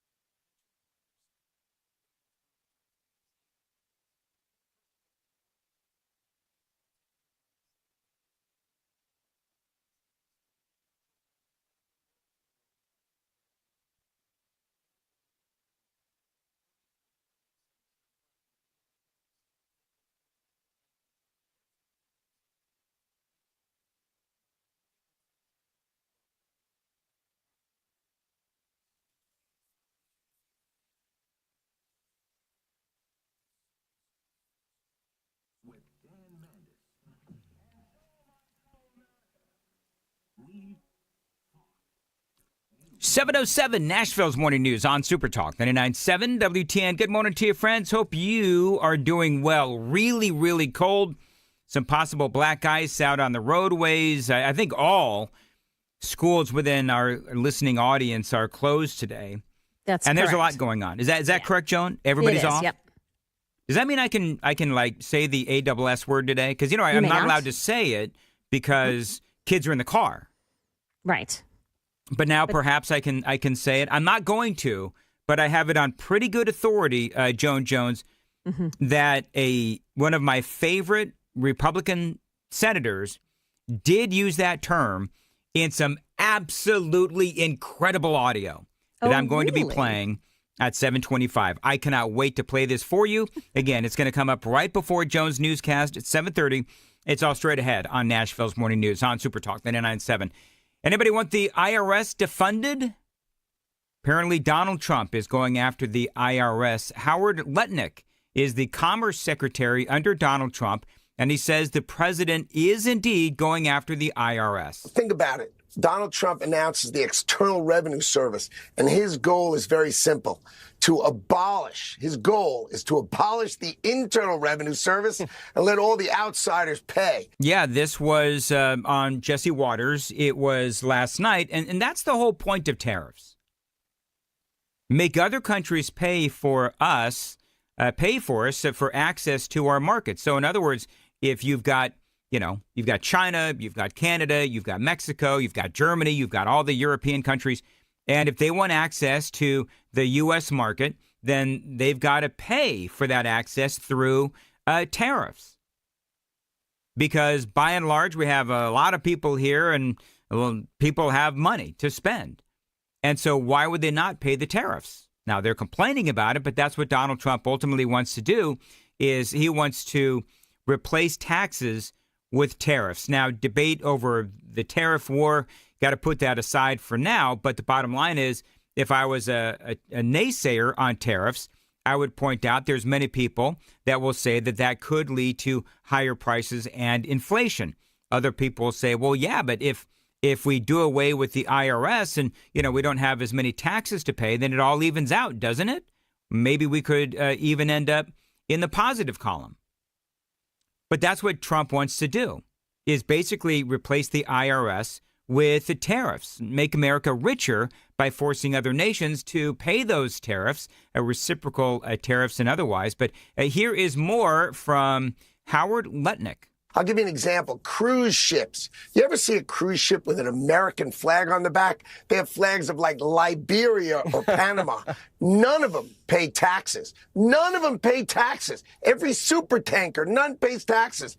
Alcohol, all foreign alcohol, no taxes. This is going to end under Donald Trump, and those taxes are going to be paid, and Americans' tax rates are going to come down. That's what Donald Trump wants to do. Balance our budget and cut our taxes. I mean, imagine a Democratic senator going against that. What planet are these people on? What planet are these people from? Which side are you on? I don't know, but I wish they'd stay there. Against Doge. Whatever planet is for those permanently affected by TDS. And I like what Howard Lutnick had to say, where he's talking about Donald Trump wanting to eliminate the IRS and make up for that through tariffs and so forth. And, it is a legit conversation to have. A couple of big stories this morning, just very quickly.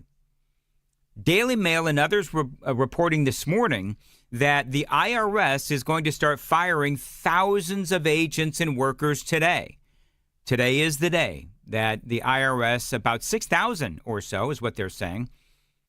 From the Daily Mail, the effort is expected to impact mostly recent hires in the IRS as the Trump administration has started to slash mostly probationary workers across a series of agencies who do not enjoy the same job protections as more seasoned colleagues. The IRS. Now, listen to these numbers, because I thought this was curious. All of this hysteria. Which side are you on? I want you to listen to these numbers. The IRS has roughly right now 100,000 full-time employees for the current fiscal year. That is up from about 90,000 a year ago. So right now, 100,000. Last year, it was 90,000. Trump wants to eliminate 6,000. So compared to last year, we're still up by 4,000. So what's the problem? Another headline this morning: the IRS and Doge and Donald Trump are working on trying to get access to the IRS records so that they can root out waste, fraud, and abuse. The lawsuits on that have already, of course, started. But personally, I find all of this really interesting. As far as Donald Trump eliminating the IRS, I'd almost be willing to bet that there would be universal thumbs up on that one.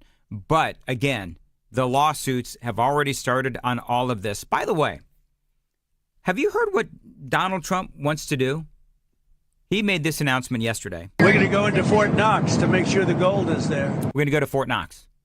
That's what Donald Trump wants to do. We're going to go into Fort Knox to make sure the gold is there. So we're going to talk about that straight ahead after the traffic, because it is interesting. Some I don't know. Have you ever, Joan, thought about everything that's in Fort Knox and how much money in gold is actually in Fort Knox? I have thought about it. It must be crazy, right? Oh, it is insane. I've got all the details coming up as Donald Trump and Elon Musk, they're going to take a field trip to Fort Knox. It is all straight ahead. 7:15, time to check the roads on WTN.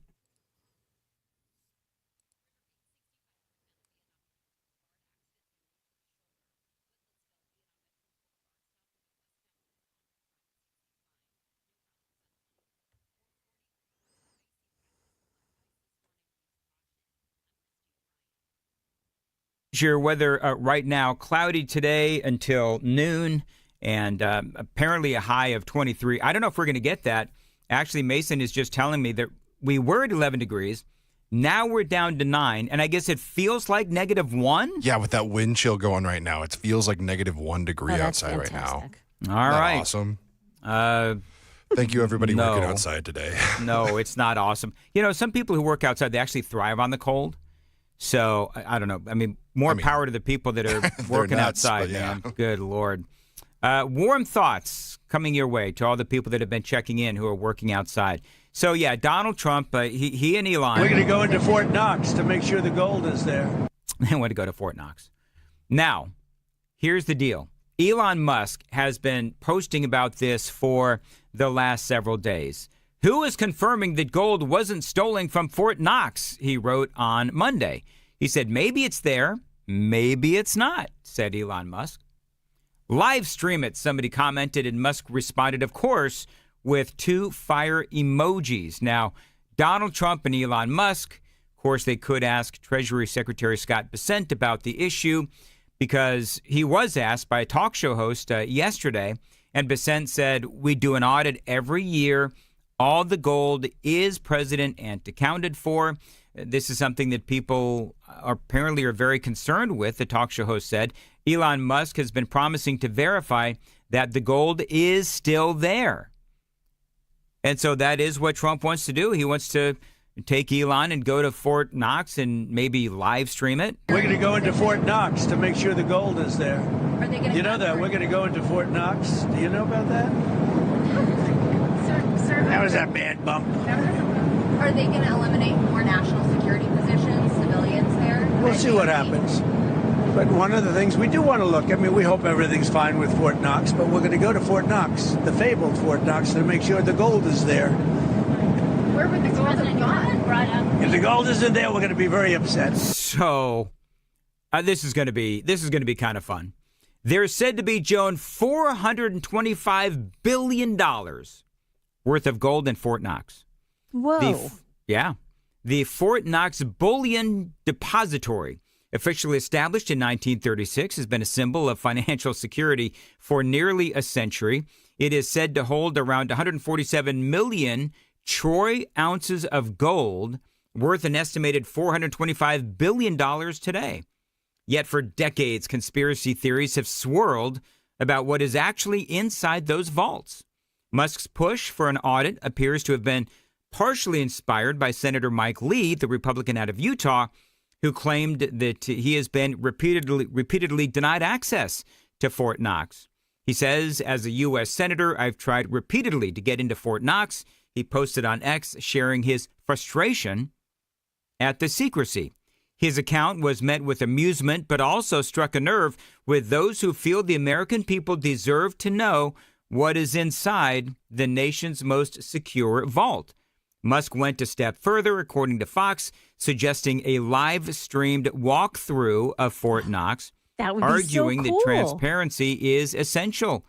Yeah, he said it would be cool for the public to see what so much gold looks like. It is theirs, after all. Mm-hmm. So, this is.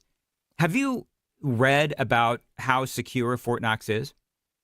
Now, the last time a U.S. president was in Fort Knox, it was Franklin D. Roosevelt, who commissioned Fort Knox in the 1930s, and he remains the only president to have ever set foot inside Fort Knox. He visited in 1943 to inspect the facility.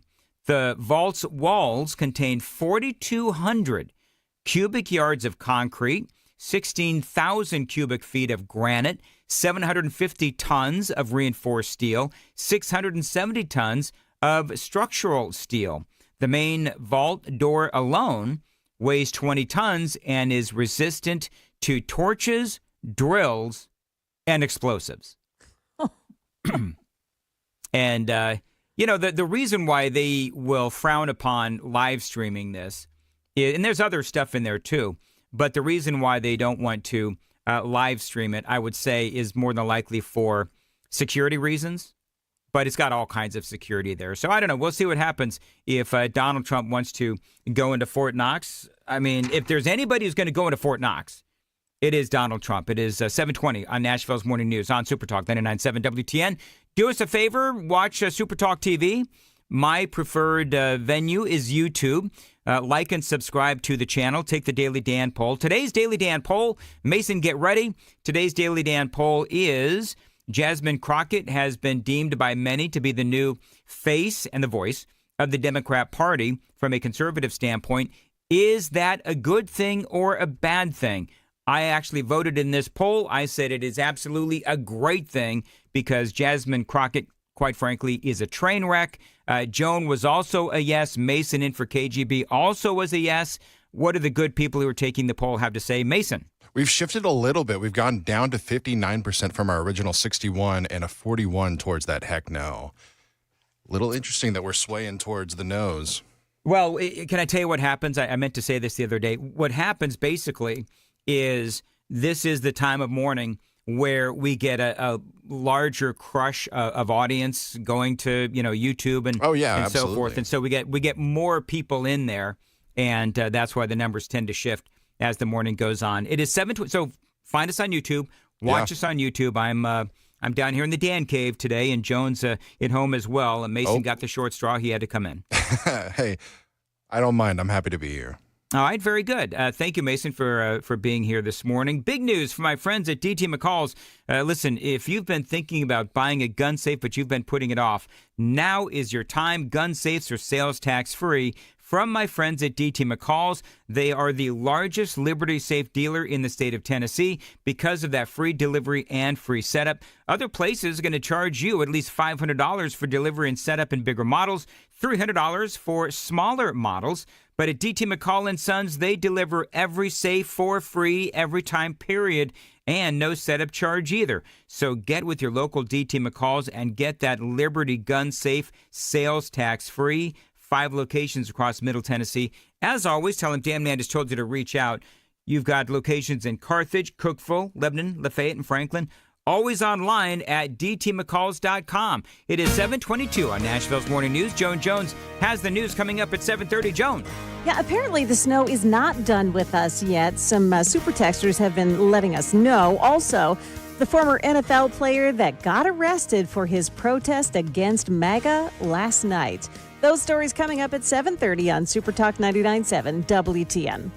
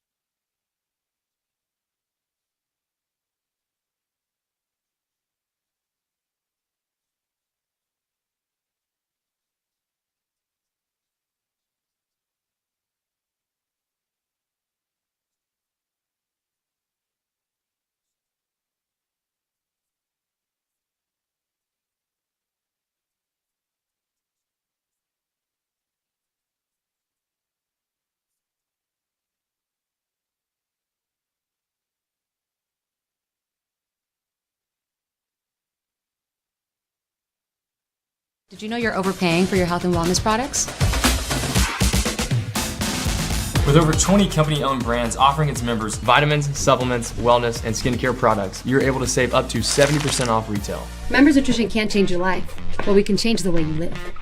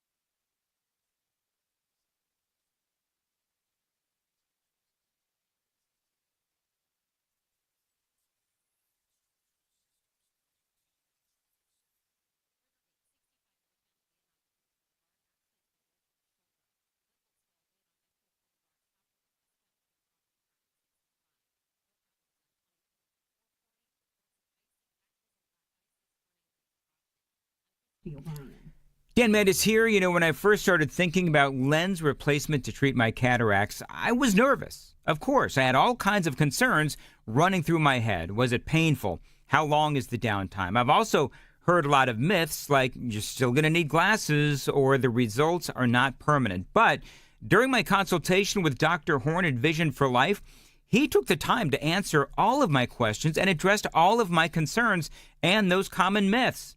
He explained that it is a quick 5-minute procedure and most patients feel little to no discomfort.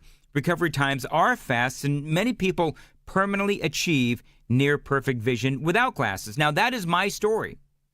It's been a few weeks now. I don't need reading glasses and I can see 20/20. It is amazing. It is life-changing. Thank you to Dr. Horn. And really what stood out to me was the personalized care. Dr. Horn tailored a plan specific to my needs and my goals. My only regret is that I didn't do this earlier. Now, if you've been putting off cataract surgery, check him out today. Don't. Call 615-436-2020, 615-436-2020. Online, tell him Dan told you to reach out, visionforlife.com. 728, Nashville's Morning News on Super Talk 99.7 WTN. Okay, so everybody knows that I love Senator Kennedy out of Louisiana, and he posted a video yesterday. This is kind of the part of the theme that we've been talking about today, which is the Democrats, and they simply have no idea how to react to Donald Trump. Look, we just need to stay calm. We need to stay calm as a Hindu cow and just go about our work and get our bills passed and let the Democrats be the Democrats.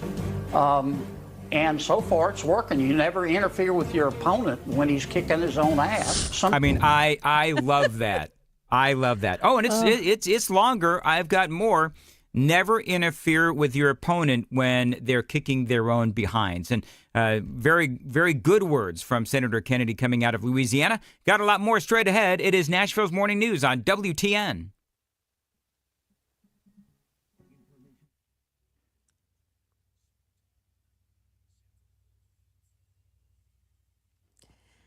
Good morning, 7:30. I'm Joan Jones with your top stories. We have heard from some super texters this morning telling us that, there is still snow falling this morning out at the airport in Springfield, Christiana, Percy Priest Lake, all those areas this morning still seeing maybe another layer of snow being laid down this morning thanks to those super texters.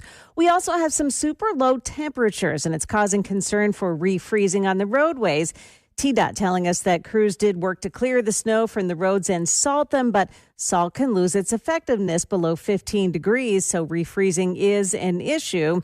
A reminder, too, that the highways will be better than those back roads that you probably need to take to get there. We're in the teens this morning. We'll work our way into the 20s, and the National Weather Service has issued a cold weather advisory for Middle Tennessee and southern Kentucky. Wind chills below zero for a while this morning. The Tennessee Valley Authority also wants to help save the strain on the grid, so they're asking everyone to voluntarily cut back on electric usage this morning and tomorrow morning between 6 and 10 a.m. They say unplug appliances that you're not using, lower your water heater temperature, lower the thermostat, and run your ceiling fans clockwise to push any warm air down.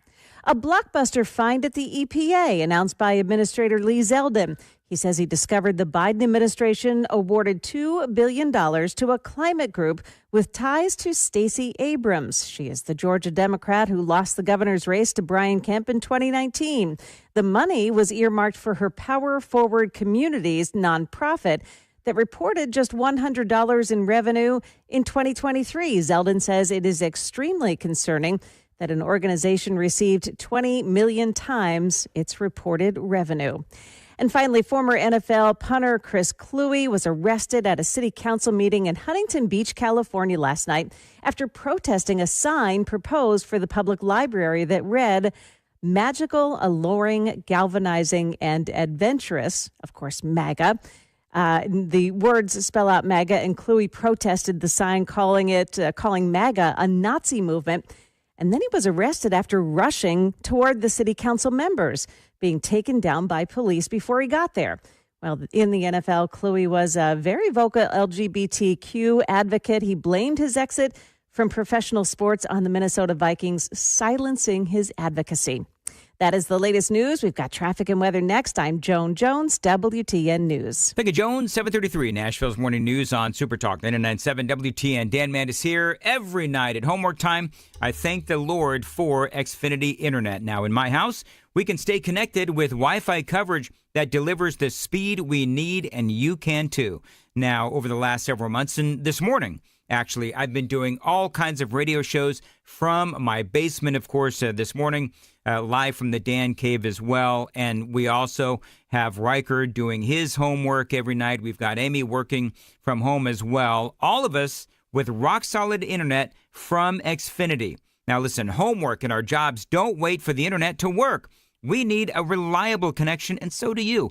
Even when everyone is online and working, here in my house, we do rely on Xfinity.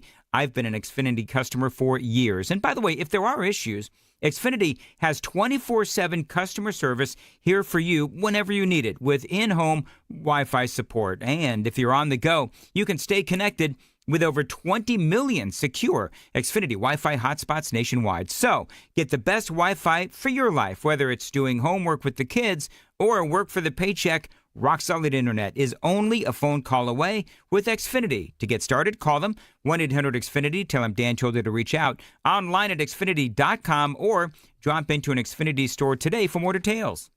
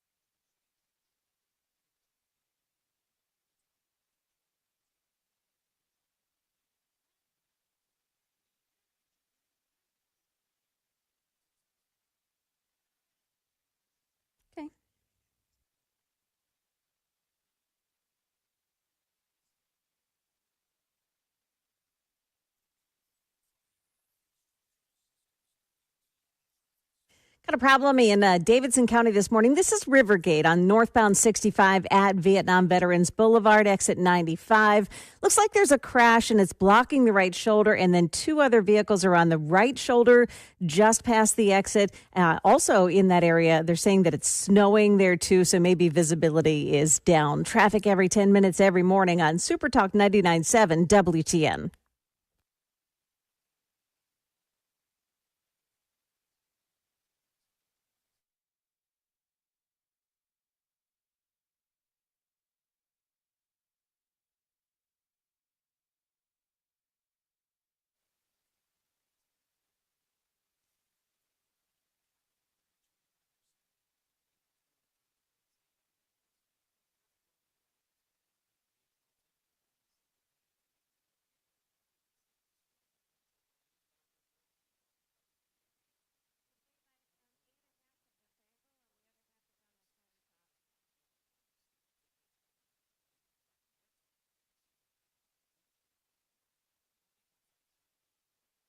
afternoon with highs that are back in the 30s. 7:36, Nashville's Morning News on Super Talk 99.7 WTN. Rodney out there says he's out in Hendersonville. By the way, he's delivering lumber, and he says that he just passed Gallatin. It is really snowing hard, he says, in Gallatin. And it's also snowing here in the Manchester area. Is it? Yeah. Nothing here in Mount Juliet, at least not over my house. Now, Joan. Yes. Can we talk about the TVA? And just very quickly, then I'm going to get back to the audio. But, you know, I heard you're from Senator Kennedy, but the TVA is asking folks to do what? They want you to set your thermostat between 65 and 68. Okay. And throw on a sweater if you must. Turn down your hot water heater. Turn off your appliances if you are not using them. Even unplug them. Right. And put a fan on running clockwise, like ceiling fans running clockwise, so it pushes warmer air down, so you feel warmer even if the house is a little cold. So they want, on a day where it is feeling like -1 outside here in Nashville, in Middle Tennessee, they want you to keep your thermostat to 65, 68?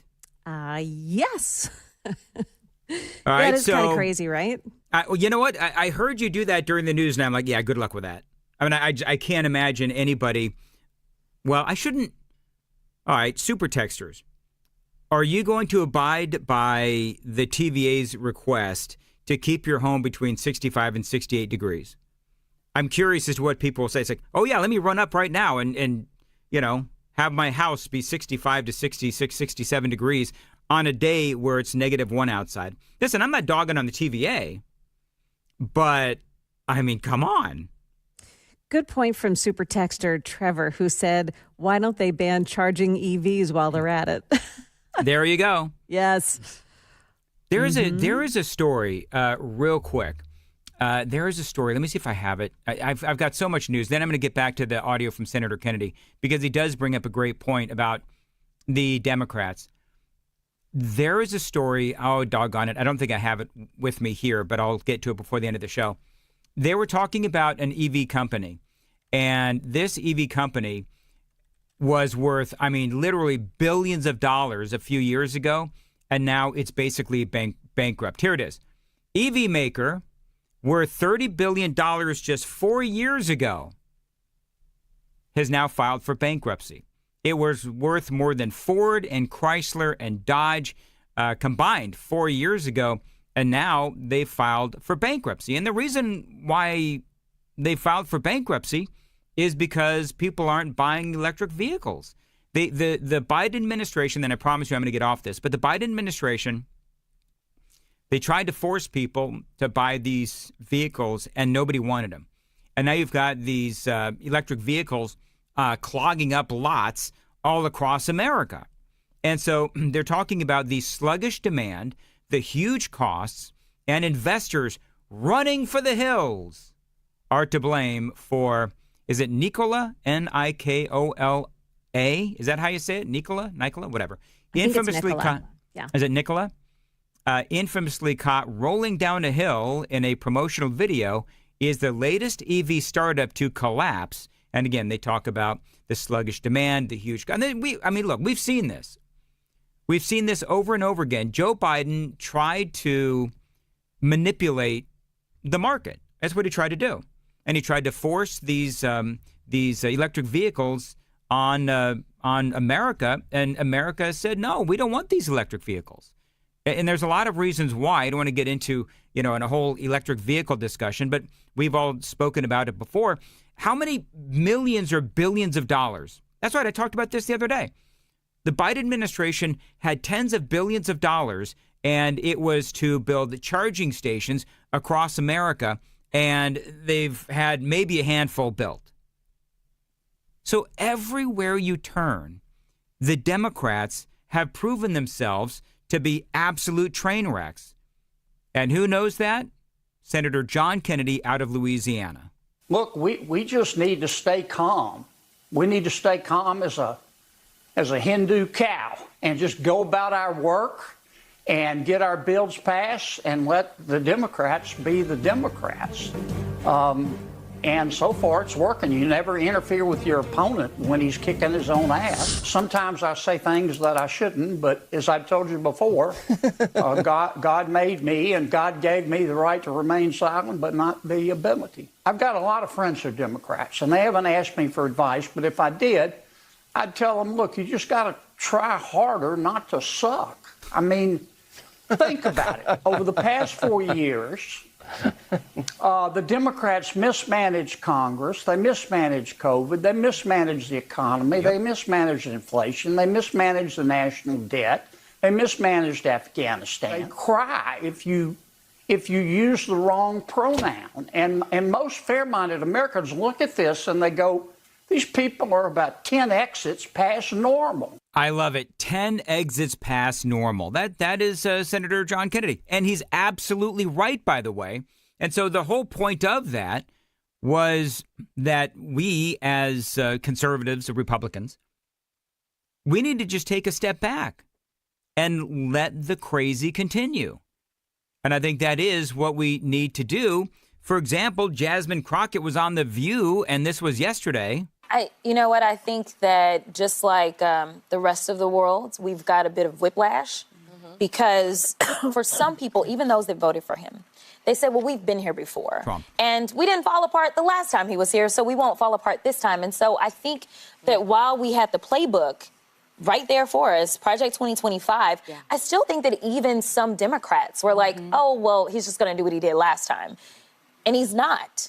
World leaders are recognizing that he's not the same. So what I said earlier in the broadcast, nobody gives a rip about what world leaders believe or think about Donald Trump. We just don't. But that is, to me, what Kennedy was talking about. Jasmine Crockett is the personification of the circular firing squad that right now is the Democrat Party. I mean, the whole point of the conversation on The View yesterday, and people are saying, why are you playing audio from The View? They don't matter. They do matter in the sense that they've got Jasmine Crockett, who many people are saying is the new voice, is the new face of the Democrat Party. And I, for one, and it's our Daily Dan poll of the day, I, for one, am all for it. You want Jasmine Crockett to be the person that speaks for you as a party? Knock yourselves out. Whole big article from the New York Times a couple of days ago. They're talking about this Quinnipiac University poll showing favorable views of the Democrat Party at their lowest level ever, and favorable views of the Republican Party at their highest. And so on The View, they've got Jasmine Crockett on there. And so the question was asked, okay, well, your party's sucking, so how are you going to fix it? Democrats seem to not be getting their footing on what the message and strategy is to push back. We think of the leaders chanting, we will win outside of Treasury, which was widely panned. You've talked about Democrats needing a branding overhaul. Are you satisfied with the approach so far, and what do they need to do to kind of get their mojo back? And so ultimately what Jasmine Crockett did, was she just talked about Donald Trump and opposing Donald Trump, never once commenting about the issues within the Democrat Party. And the New York Times has this whole big conversation on what is going on within the Democrat Party. I'm going to share some of that with you coming up next. It's 7:45. Time to check the roads on WTN.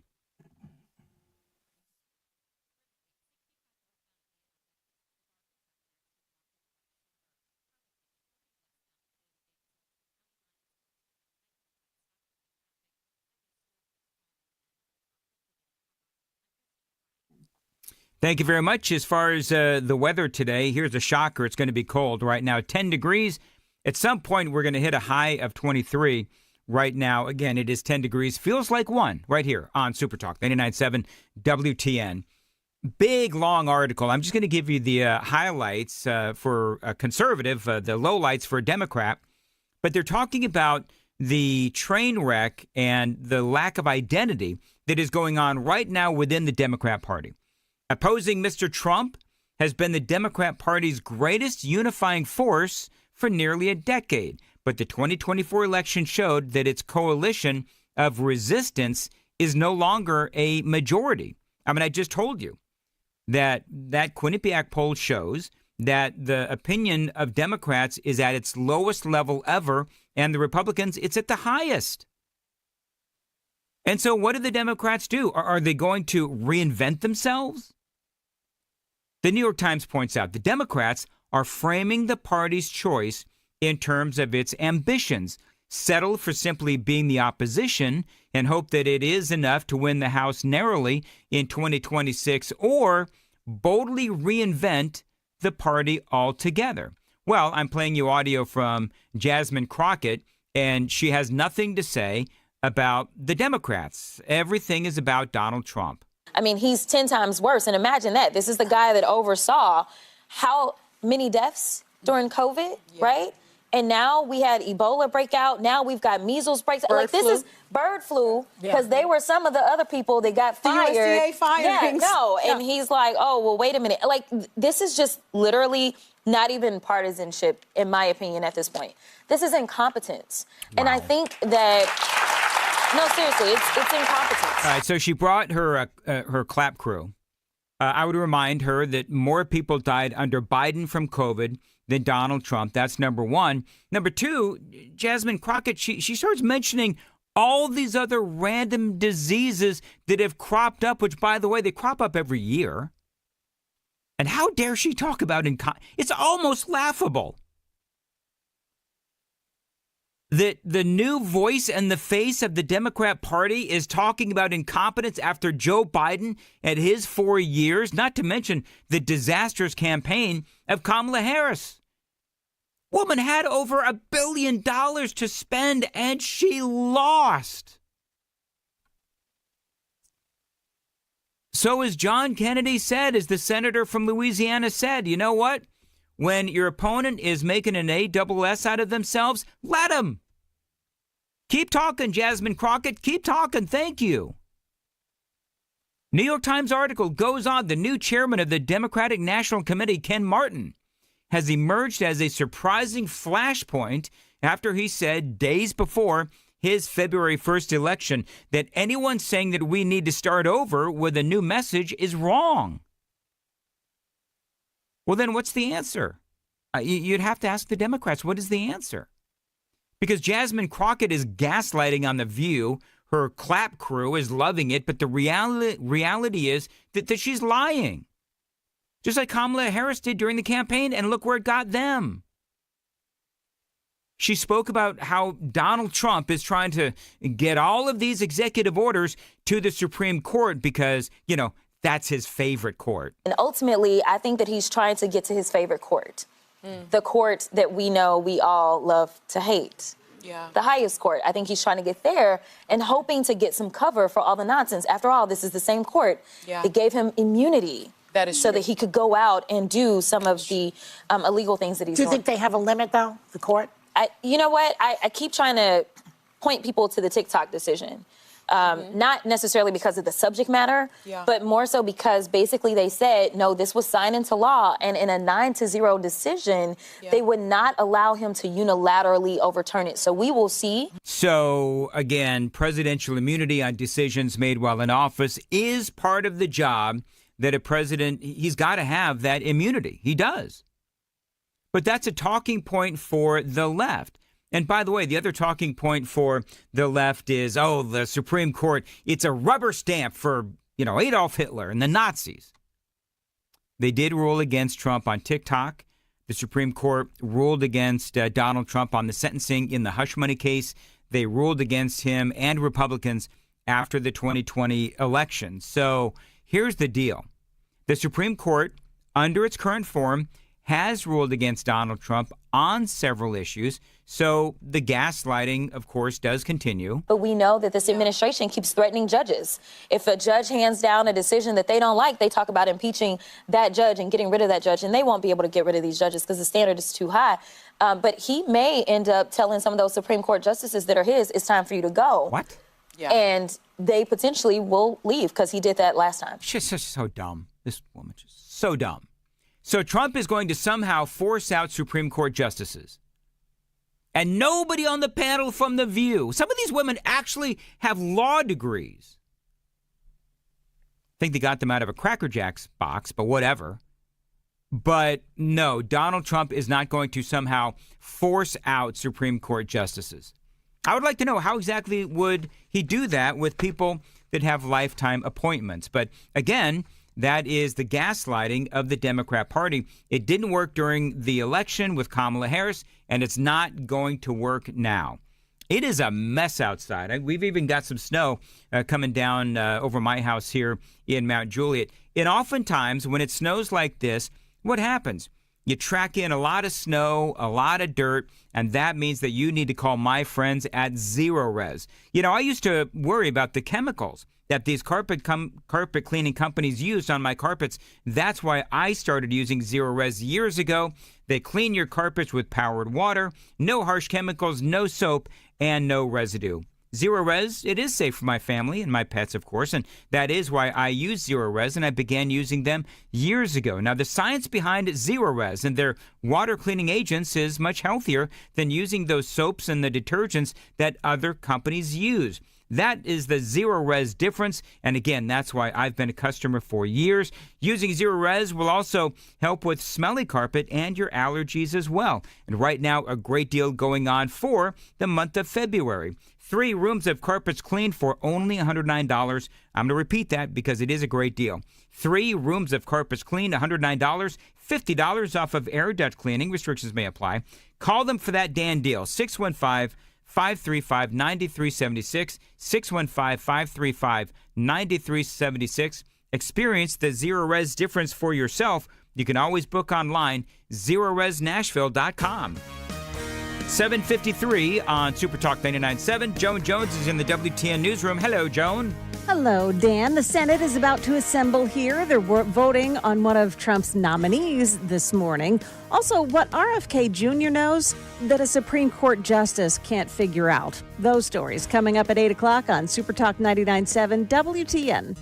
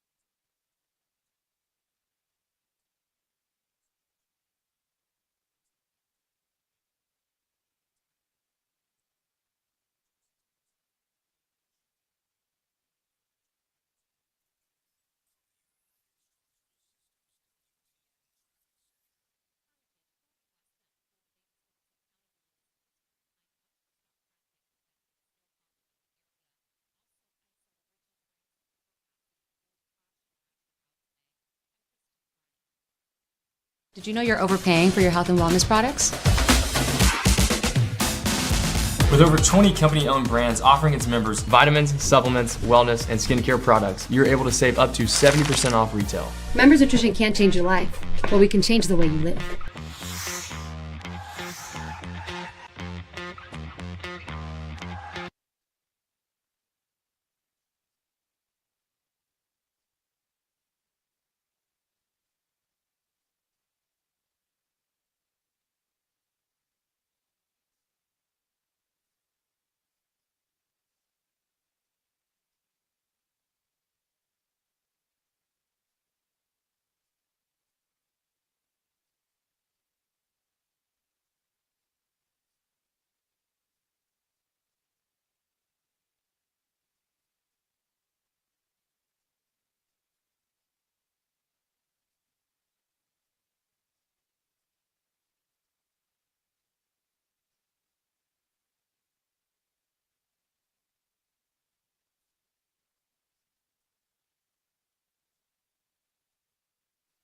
Mm-hmm. 7:57, Nashville's Morning News on Super Talk 99.7 WTN. You know, it's kind of funny, Joan, the things that people notice. Yeah. So somebody on the WTN TV on YouTube noticing in the background, if you're watching on WTN TV, which I always forget is on, especially when I'm at home, but asking if there is a pack of cigarettes on my desk. So, no, it's not. You know what it is? My wife got me this Dr. Squatch men's natural soap. And I guess it looks like a pack of cigarettes, but it's not. So and also I'd like to point out the name, Dr. Squatch men's soap, like Sasquatch men's soap. Like Sasquatch. Yeah. Yep. And I have not used it as of yet. It sits on my desk. And people also wanting to know, very quickly, because I know that people are listening on the radio, but people also wanting to know, I've got a little stuffed animal kind of a thing. And what's Baby Yoda? Grogu? Is it Grogu? Yeah, Was Grogu. Yeah, Grogu. Okay. How could I forget? Brian Wilson's dog.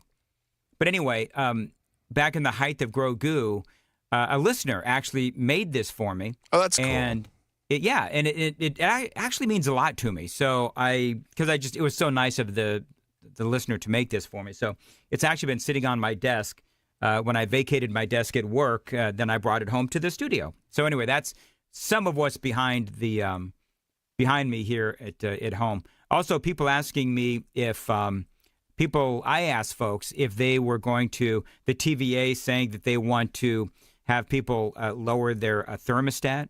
And most people said not only no, but heck no. But, you know, some people are saying that they keep their thermostat at like 63 to 65 degrees anyway. That sounds really cold. I mean, I don't know. So what do you keep it at? We keep it at 65. Do you really? Okay. Well, we do. But we have a gas log fireplace, and we turn that on, and that heats the house. Okay. All right. And it's a lot cheaper than electricity. Oh, Yeah. absolutely. Yeah, it is. It is. It seems to me to be really, really cold. We have a constant battle in the house here where Amy is always hot and I'm always sweating my arse off. I mean, I love her to death. It's the age-old battle, Dan. Everybody has that battle going on in their households. Is it? Is it? Because, you know, I told her, man, something's got to give because I cannot spend the rest of my life sweating in my own home. 4159 says, Dan, I would turn down my thermostat if no one was home, but since my husband works from home, we will not be making any adjustments. So says Lisa. So there you go. Yeah, most people. I also saw some potty language on the super text line for people who don't want to turn their thermostats down. Oh, I must have missed the potty language, which is really rare for me. Because you know me and potty language. Anyway, moving right along. 8 o'clock, Super Talk, 99.7 WTN.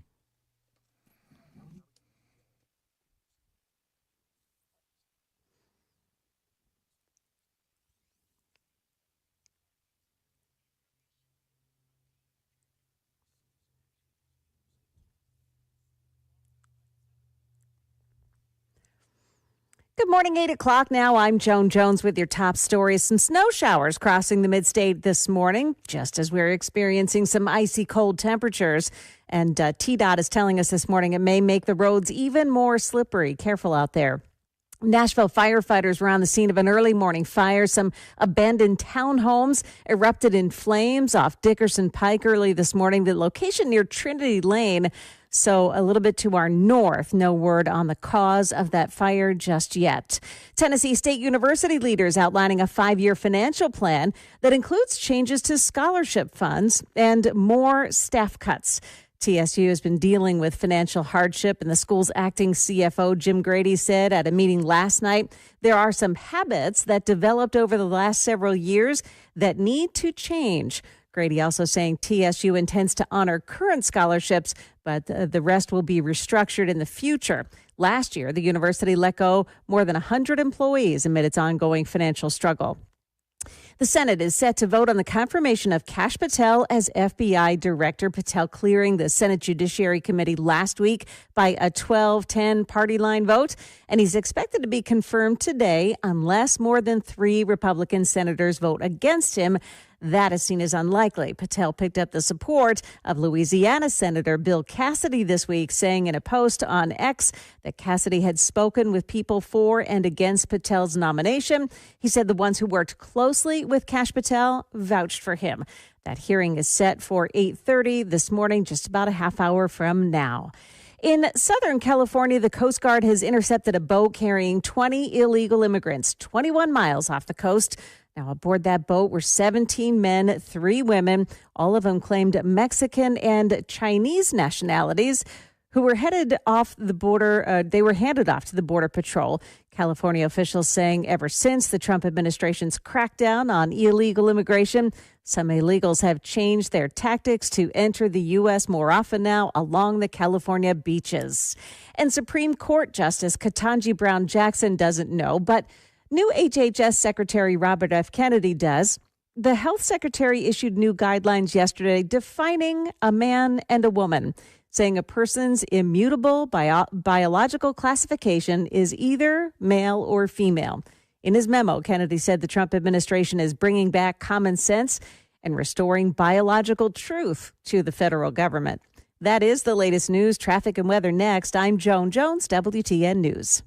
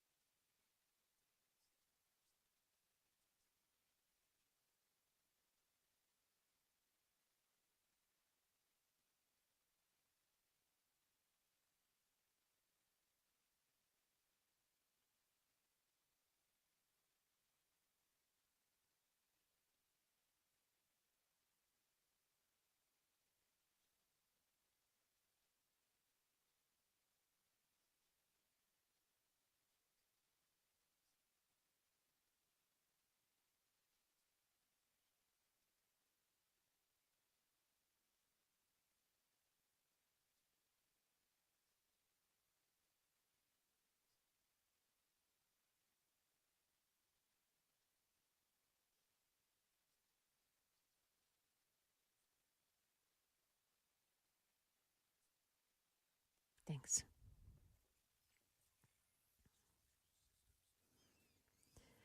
.40 westbound this morning in Hermitage. There is an accident involved in a backup this morning. It's at the Davidson-Wilson County line.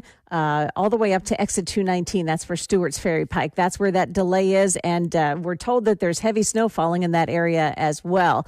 Also got a problem on 24 this morning. Now, this is way south. It's down by the airport. Make that the Air Force Base, Arnold Air Force Base. There is an accident. So the westbound side of 24 is closed off this morning. It's shut down between exit 117 and Manchester exit 114. Traffic every 10 minutes every morning on Super Talk 99.7 WTN.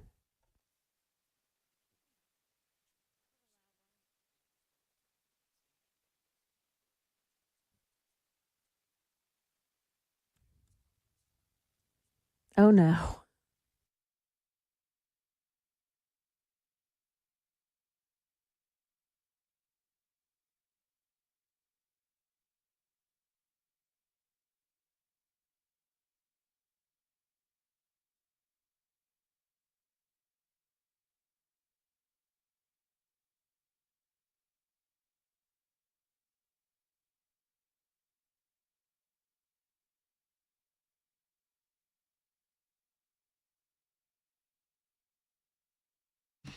.806 on Super Talk 99.7 WTN. Hey, how are you? It's Chris Hand checking in early.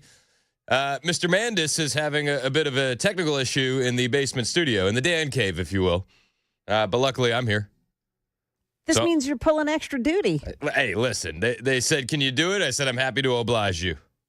So here we are. Thank goodness you're there. I know, and thank goodness you're where you are, Joan. We need you as well. All right, so what were you guys talking about? I heard you guys talking about the TVA. So yeah. I sent a text to my wife who's dealing with the stomach bug with a bunch of kids at the house, and I said, lower the heat to 65. And she said, no. Can you say it on the radio? She couldn't say. I couldn't say it on the radio. Couldn't say it on the radio. Yeah. Why would you do that? Who would want to do that? That's just a silly suggestion. Well, we want to save the grid, you know. Oh yeah, the grid. We got to save the grid.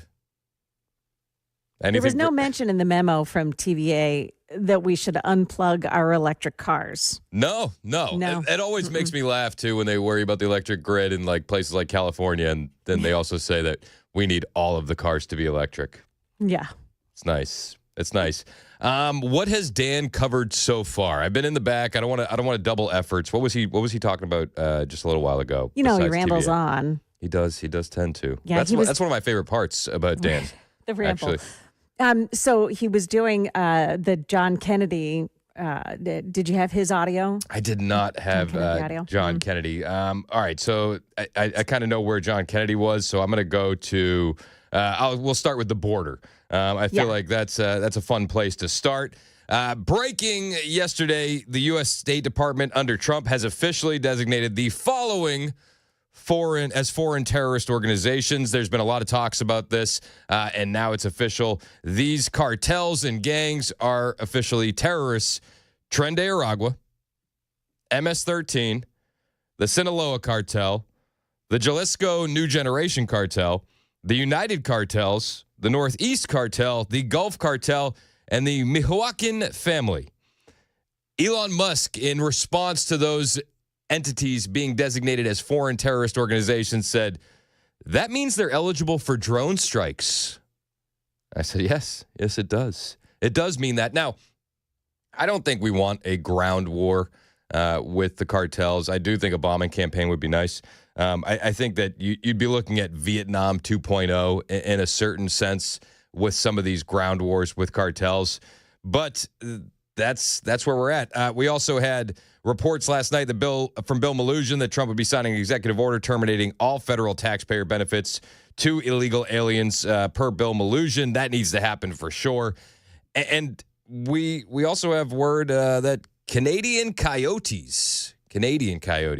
We've heard about the coyotes on the southern border sneaking over illegal aliens. But now there are Canadian coyotes using TikTok to sell human smuggling services to would-be border crossers. Everybody said, why is the focus on Canada?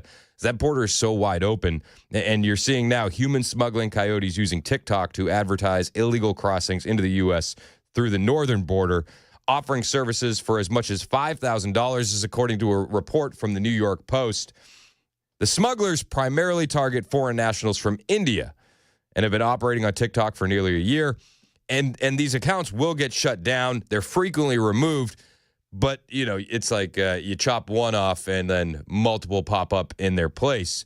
And it's like for every one you knock off, 2 or 3 or 4 pop up and they're just there. They keep coming. According to the Post, the illegal immigration ads typically feature a U.S. flag over a wooded northern border accompanied by Indian music and encourage users to direct message them for details. TikTok posts included phrases such as payment after reach, 100% safe. One post advertised a crossing fee of $4,000, cheapest in the market. The New York Post, they say, was able to get in contact with one smuggler. So they actually made contact with one of the smugglers who quoted a price of $4,500 per person to cross into upstate New York from Montreal. When you're ready to go, send me your ID, the smuggler said. It's insane. It's insane. The trip reportedly begins in Montreal, Brampton, or Surrey and ends in upstate New York or Washington State. The route to New York includes a 2-hour car ride followed by a 25-minute walk through the woods. Migrants are then provided with a map to guide them past official checkpoints with up to 5 people crossing at a time. Now, again, I say migrants because I'm reading from the New York Post and the Post Millennial. We all understand they're illegal aliens. Anytime I say migrant, I'll get texts on the super text line that'll say, they're not migrants, they're illegal aliens. I know, and I fall into the trap that everyone else does, using the language of the left, and I hate falling into that trap. But when you're reading some of these reports, it's just, you kind of trip over yourself to correct it. I try to do my best. I understand they're illegal aliens. This is just the verbiage that they use. Border apprehensions of Indian nationals along the U.S. northern border has decreased since President Trump took office, falling from about 4,500 apprehensions per month to 2,900. In 2024, Indians accounted for nearly a quarter of all apprehensions along the northern border, easily the largest group, which is crazy because you never hear anything about this. You never hear about Indians illegally crossing the border, but you see it all the time. On average, over 100 Indian nationals are caught daily at the Canada-U.S. border, with illegal crossings tripling in the past 2 years, according to data from U.S. Customs and Border Protection. The decline in crossings follows Trump's pressure on Canada to strengthen its border security, including threats of tariffs. The northern border has long been seen as easier to cross than the southern border, with residents frequently reporting sightings of illegal crossings. This type of behavior is indicative of the culture of incompetence and just how brazen drug trafficking and human smuggling had become under the previous administration, said Rep. Jeff Van Drew. Well, I've got news for these criminals. There's a new sheriff in town. And yeah, things are going to change. Things are changing rapidly under the Trump administration. We've seen the crossings at the southern border drop, 93, 95%. It's been wild. Tom Homan was on, this was News Nation, I believe. No, excuse me, Fox News. And he's saying, look at what Trump has been able to do in the first month alone. Hey, Mason, you want to give me some audio real quick? This is Tom Homan on Fox News. Look what this president's done in just the first month of him being in office. Illegal crossings on the border are down 90%. 90% in just a matter of a couple of weeks. And what does that mean, Maria? It means more people less people are dying crossing the border. Less Americans are dying from fentanyl overdoses. Less women and children being sex trafficked across that border. Less terrorists are getting in. President Trump has taken incredible action on the border. We're already at a high state of security on the southern border. We're arresting twice as many illegal alien criminals that Biden did. We're on a lightning speed to do what the president promised American people he would do. Look what this president's done in just the first month. In just a month, everything has changed. We have less Americans dying of fentanyl overdoses, less women and children being sex trafficked, and we need this. It seems like the Biden administration turned a blind eye to this for 4 long years. The Trump administration is taking a renewed approach to border security, a much-needed renewed approach to border security. They're actually focused on border security. I know it's a crazy, crazy thing, but they're here for it. I'm here for it as well. It's 8 for Talk 99.7 WTN. Time to check the roads here real quick. No commercials, just the traffic report, and we're right back.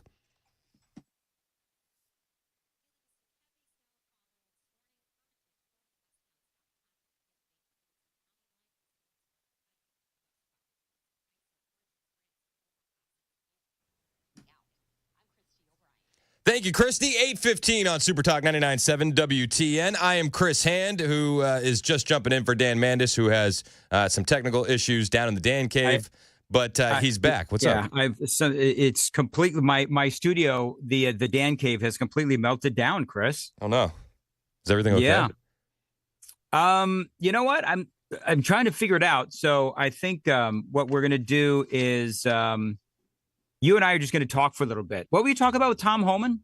He was just bragging about the work that Trump has done in the first month. But real quick, you know what you should do that I think might help you? Go set your thermostat to 65 degrees. You know what? I wonder if the folks at the TVA heard me talking, and they cut my my internet somehow. I think that's exactly what happened. I don't think that we can say it was anything else. But you know what's so strange is like there's some stuff that's working and some stuff that isn't. That's what I'm so perplexed by. Well, because you'd think that all the usual stuff would work. If I've got internet, then the rest of this stuff should work too. But like it's like somebody got in. They know exactly what I need to do a radio show, and they've killed it. Like, for example, I can't get my show prep page. I can't get my Evernote up, and I can't get my broadcasting device up as well. So I don't know what's going on. It is very strange. But yeah, maybe it's the TVA. Should I just go ahead and blame the TVA? Let's blame the TVA. A little inside baseball, though. Dan's prep sheet is one of the most organized and strategic prep sheets I've ever seen. How many pages of that are you doing a day? Oh, gosh. It's one big, long thing. So, but it's got to be at least, when I print it out, it's like 5 pages. And it's 5 pages. It's audio. It's, facts and just notes de jour. And because you know what? And you know what this is like, Chris. When I went from like middays into, I was on afternoons for a little time, and then I went to mornings. One thing that I definitely noticed, and I had to fix it right away, was in middays and in afternoons too, there's a lot of time to just sit back and talk. Yep. You can't do that in morning drive. You've got to be a lot more concise. And so I started using more notes because I didn't have the time to sort of, as Donald Trump says, weave. You know what I'm talking about? Morning drive is a different animal. Morning drive is a different animal. I tell everybody that I have the best shift on the station because I don't have to get up as early as you. I can be a little bit more loose with the phone calls. I can prep a lot the night before. And then like Chad gets in, and then the news is breaking while he's live on the air. And then Murphy has to prep day of.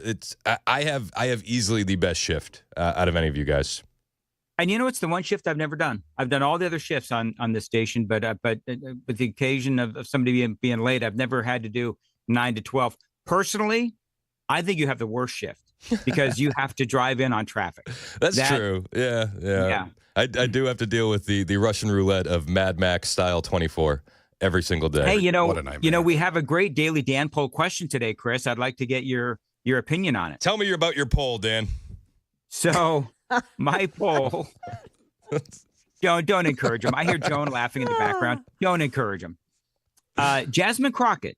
Okay. She is, you and I both know, she is now being dubbed as she's now being dubbed as the face of and the voice of the Democrat Party. The queen bee of the Democrats. And so now the question is, from a conservative standpoint, do you think this is a good thing or a bad thing? And the Daily Dan poll, last time we checked, it had some great audio of Jasmine Crockett. It perfectly surmises how she is continuing the lies of Kamala Harris. And it didn't work out for Kamala Harris. I don't think it's going to work out for her either. She was on The View yesterday and told just a whole bunch of heaping stinking lies.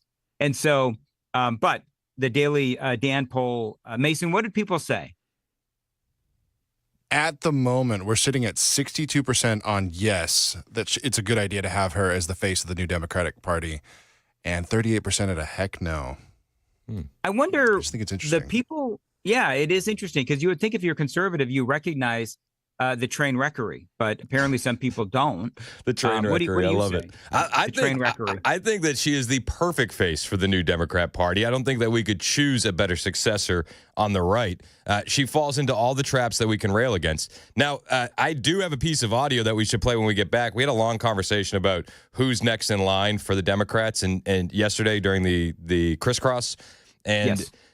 You brought up Pete Buttigieg, and there's this audio clip circulating. I don't know if you've played it, where Pete Buttigieg is ripping the Democrat Party for their current approach to diversity, and says that this approach is how Trump Republicans are made. And when you listen to this audio of Buttigieg, my thought is he's gearing up for 2028. He's got to be. Interesting. Yeah, I think so. But is he looking to be more of a moderate candidate, or is he going to continue to be really progressive? I think he's trying to channel some Fetterman, and I'll play the clip when we get back. But I honestly believe he is trying to channel Fetterman, but he's not doing it as well as Fetterman does it. Because Fetterman is going to be Fetterman, and he's going to wear his clothes, his baggy clothes, his sweatshirts, and all that kind of stuff.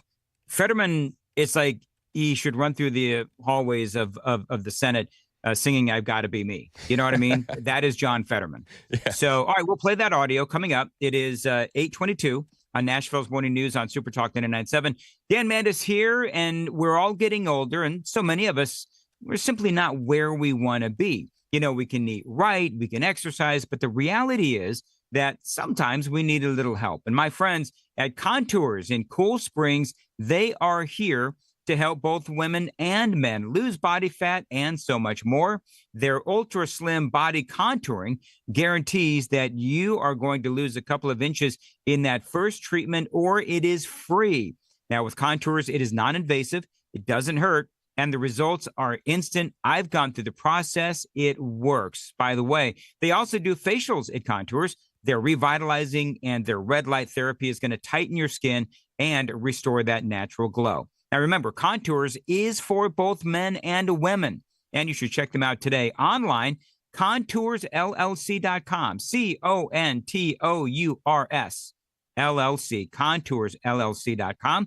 You can go there to schedule an appointment. Call them as well. As always, tell them Dan Mandis told you to reach out, 615-236-9960, 615-236-9960, contoursllc.com.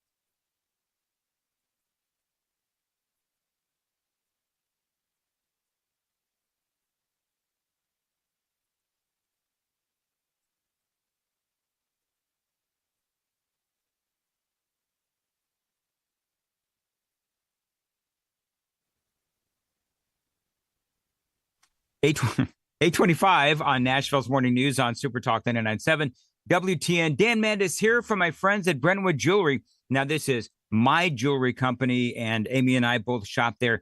It is a great place to buy jewelry, maybe an engagement ring. Listen, it is Valentine's month. And so if you're going to pop the question, Brentwood Jewelry can help you take the stress out of selecting that perfect engagement ring. They can help you find a beautiful ring in your ideal budget. Browse their incredible selection of one-of-a-kind rings or talk with their custom design specialists to create a stunning ring as remarkable as your loved one. Now, did you know that only 1 in 4 men involve their partner when purchasing that engagement ring? Well, nearly a third of women all say that they would prefer to help pick it out. So don't be the guy that picks up the wrong ring. Go to Brentwood Jewelry, take your wife to be as well, and pick out the absolute perfect ring from my friends at Brentwood Jewelry. Check them out online anytime. BrentwoodJewelry.com, 7012 Church Street East, located in the heart of Brentwood, just off Franklin Road. Exceptional style, exceptional deals every day for over 50 years. BrentwoodJewelry.com.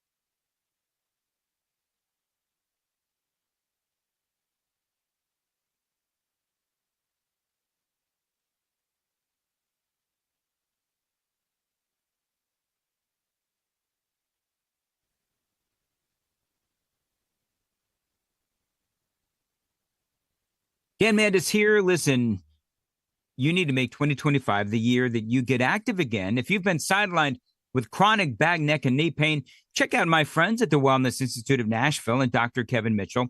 Now, I've been a client for over 10 years, and I've never felt better. I arrived in Middle Tennessee over a decade ago, and I went through spinal decompression therapy for my chronic back pain. It really did help a lot, and every once in a while, I do need an adjustment, and I go see Dr. Kevin Mitchell at the Wellness Institute of Nashville. Right now, they've got a great deal going on for listeners to my show. They're offering the Big 47 offer in honor of our 47th president, Donald Trump. 47% off spinal decompression. Now, you want to check them out today. The phone number is 615-246-5009.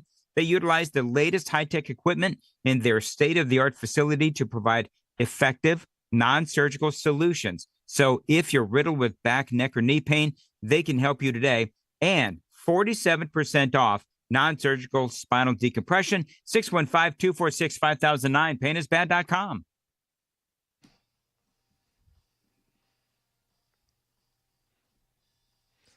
$828 Super Talk 99.7 WTN. My name's Chris Hand. Dan Mandis down in the Dan Cave having a bit of technical difficulties. You there, Dan? Yes. All right. I didn't know if I was opening or you were opening, so I just no. You're. I'm going to be. I'm going to move into the reactor chair. Oh. So you can be the generator, and I can be the guy that reacts to the content. Okay. Perfect. I actually like that a lot better. So go ahead. Go ahead. Give me something to react to, Chris. Okay. Well, I wanted to play this Buttigieg audio, but I don't think we have enough time. I think we may need to save it for the Crisscross. Okay. Let's save it for the Crisscross, and we'll do that coming up next right here on Super Talk 99.7 WTN.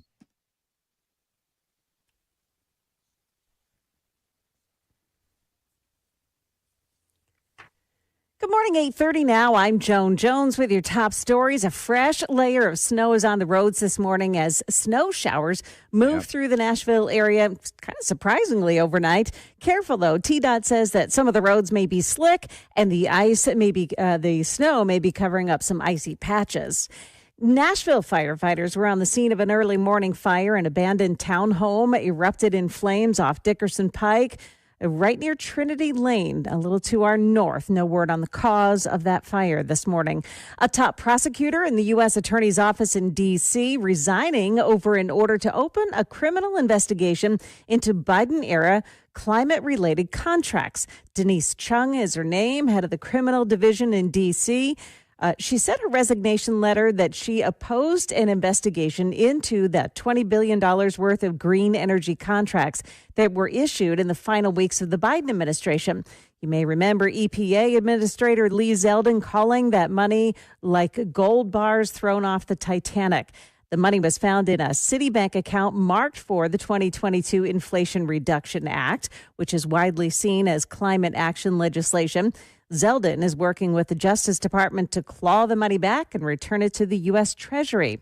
The G20 meeting of foreign ministers is about to convene for a 2-day meeting in South Africa, but one foreign minister that won't be there, Secretary of State Marco Rubio.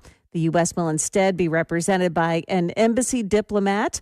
The Trump administration has labeled a South African land restitution law a land confiscation law, calling it unfair to whites.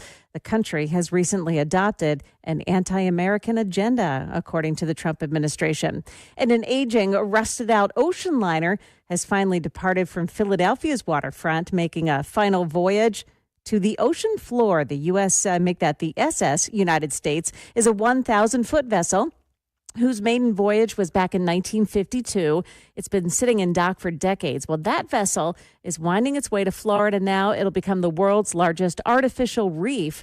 The new owners will sink it off the Gulf Coast, turn it into a diving attraction that will lead to a boost, they say, of local tourism. That is the latest news, traffic, and weather. Next, I'm Joan Jones, WTN News. And is here for Busy Bee Plumbing, Heating, and Cooling. They're keeping you warm this winter with some great deals for listeners to Nashville's Morning News. You can get a free air duct cleaning when you buy a new complete whole home AC. Maybe you want a free air duct cleaning package upgrade. You buy the middle package, you are automatically upgraded to the deluxe. And yes, they've got some great plumbing deals right now as well.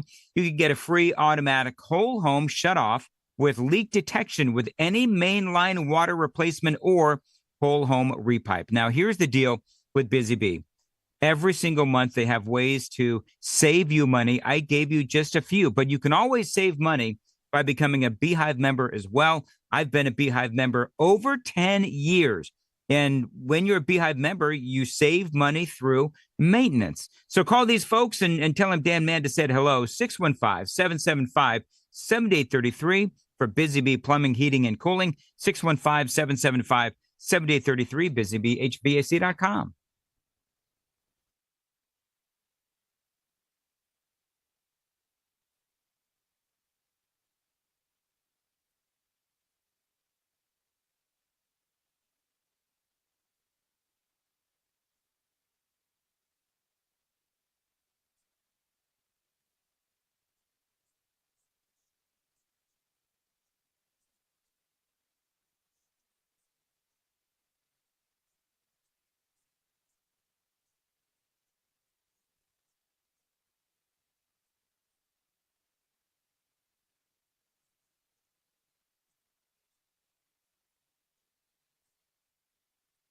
Did you know you're overpaying for your health and wellness products? With over 20 company-owned brands offering its members vitamins, supplements, wellness, and skincare products, you're able to save up to 70% off retail. Members Nutrition can't change your life, but we can change the way you live.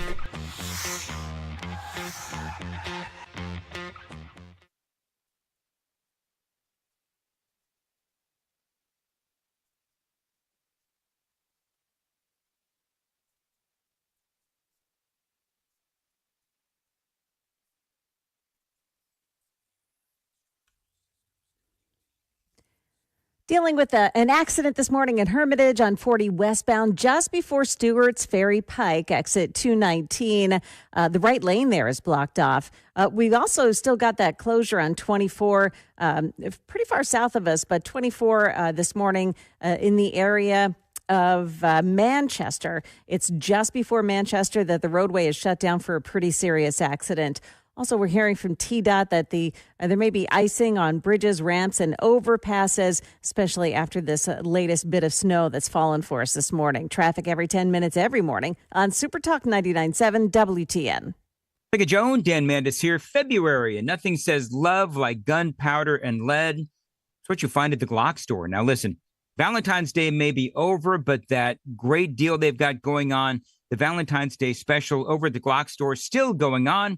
You and your significant other, you can go get a couple's training session in their Shoot 270 indoor training rooms. This is a great way to train and a great way to bond with your loved one. You can book a couple's shooting session at shoot270.com.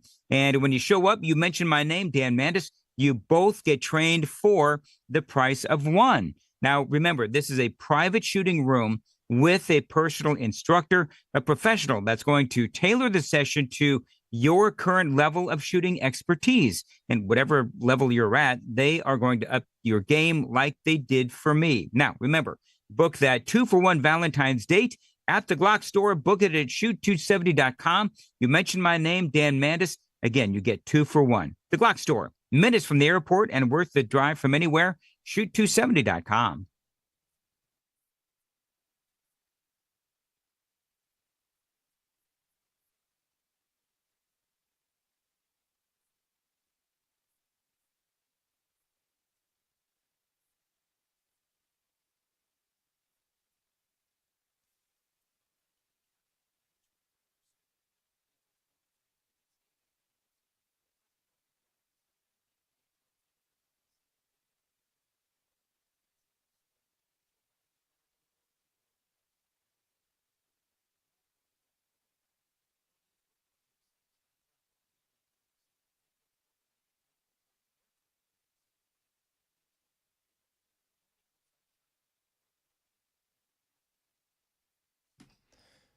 .837 Super Talk 99.7 WTN. Hey, how are you? It's Chris Hand.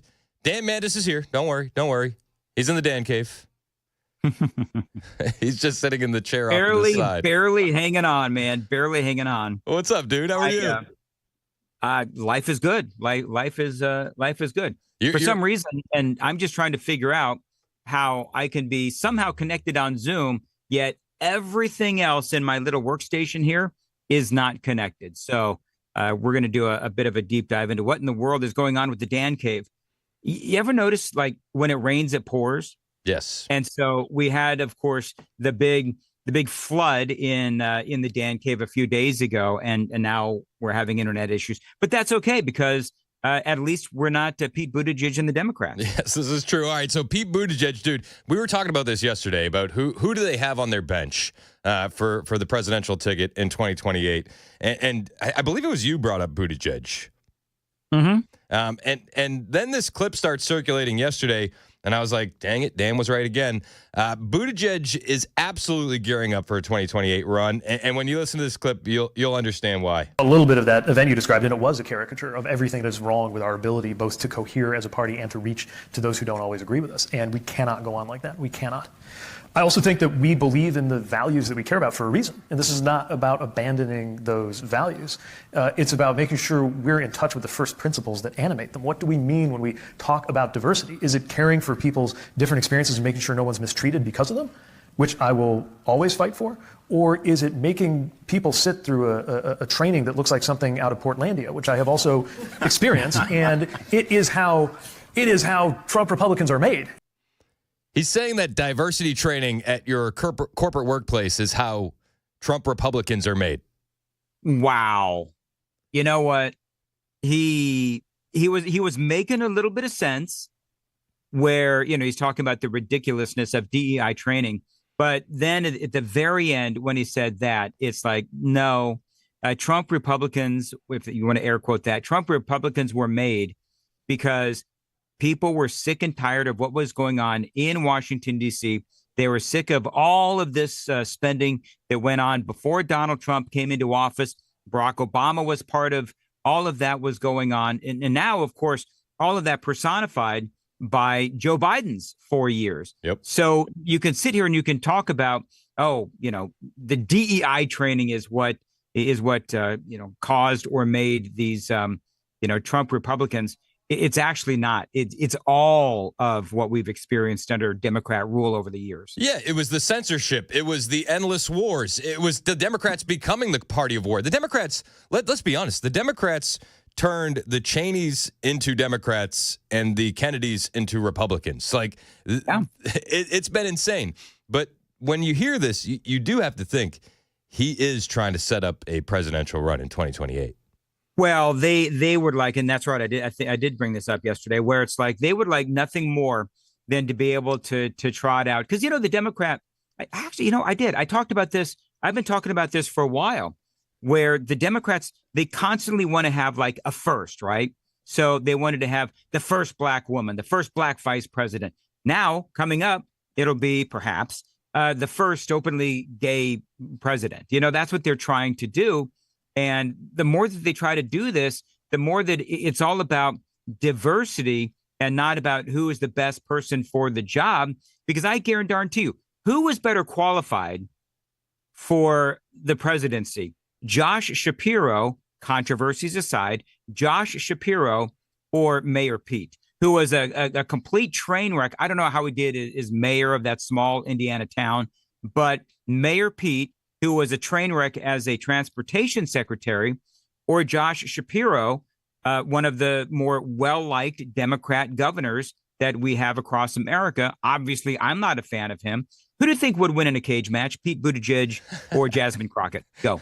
Jasmine Crockett all day. Smart money's on Jasmine. I think she would kill him. She would absolutely mop the floor with him. A lot of people are saying maybe we get a Fetterman Buttigieg ticket, to which I would wonder who's on the top of that ticket and who's on the bottom. Yeah. Ew. What? What? I just meant like who's. We're just gonna let that. Who's the president? And who's the VP? That's. Oh, is that what you meant? Yeah. Okay. Of course. Yeah. No, you're right, Chris. By the way, Chris, I've really enjoyed working with you the last couple of years here at WTN. I couldn't help myself. It stopped me right in my tracks. Anyway, moving right along. So, you need the filter, Chris. You need the filter. Sorry. You know what? Okay, you know what's going to happen, Joan? Because that happened during my show. I'm going to get in trouble for it, just like it happens all the other times when Chris he saves his arsenal for 8:30, 5 to 9. Just throwing some hand grenades. Just throwing hand grenades. Smart planning. That's exactly right. And by the way, I want to make sure I get credit where credit is due. I was the one that came up with hand grenades. Yes, you did. Exactly. Joan, who do you think would win in a cage match between Jasmine Crockett and Pete Buttigieg? Jasmine Crockett, like Chris said, all day long. Like there wouldn't even be poor Pete wouldn't even have a chance to peep a word before it was over.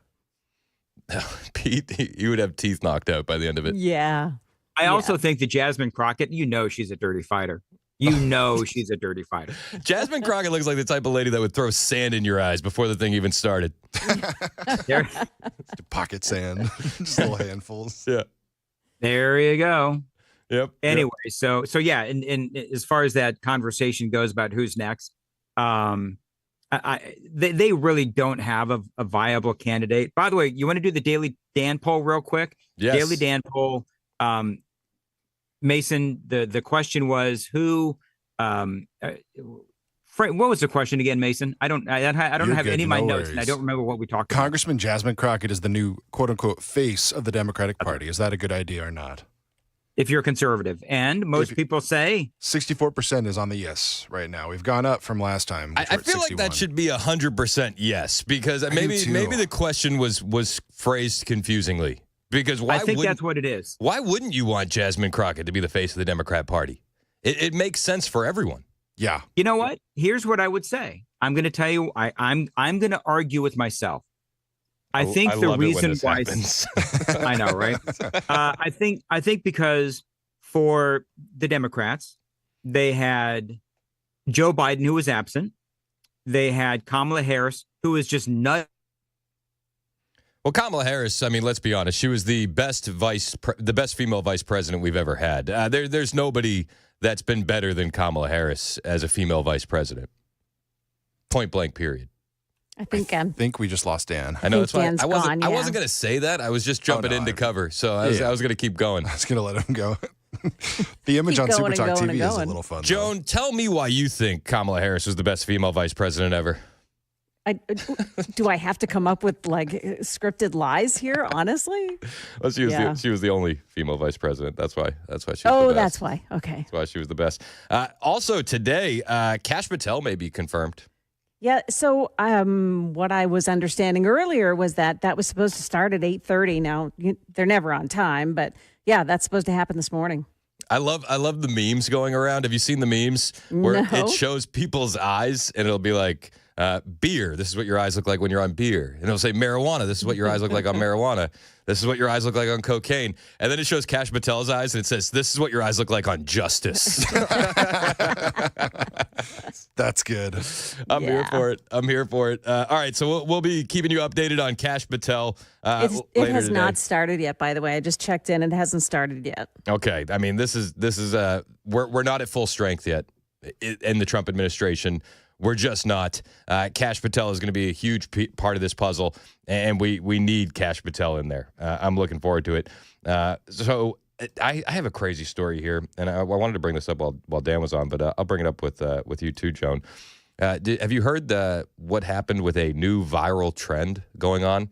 You've heard of the kids doing like the light yourself on fire challenge and the eating the Tide Pod challenge? Yeah. Delicious. Okay. There was a teen in Brazil who found a new challenge online. And then the challenge was inject yourself with dead butterfly remains. You've got to be kidding me. Please don't tell me it's serious. Oh, no, this seriously happened. And the kid spent 7 agonizing days in the hospital, and then he died. Jeez. He injected himself with butterfly remains, reportedly suffering in agony for a week before his death, which doctors say may have been caused by an allergic reaction or an infection. Davi Nunez Moreira, 14, suffered excruciating pain in a hospital for an entire week after admitting he mixed a dead butterfly with water and injected the concoction into his leg, reported the Daily Mail. Oh, my That's goodness. wild. Why? What's wrong with the youth? So wait, sorry. What did he mix it with? Did he just blend it up? Water? Yeah, it was like, I guess he put the butterfly in some water and a magic bullet and then loaded up a syringe and then that's booted it into his leg. Because So at where are first, these kids' parents? Like, why don't they know these kids are onto these things? yeah, where's he finding the needles to inject himself Yeah. with? Like what?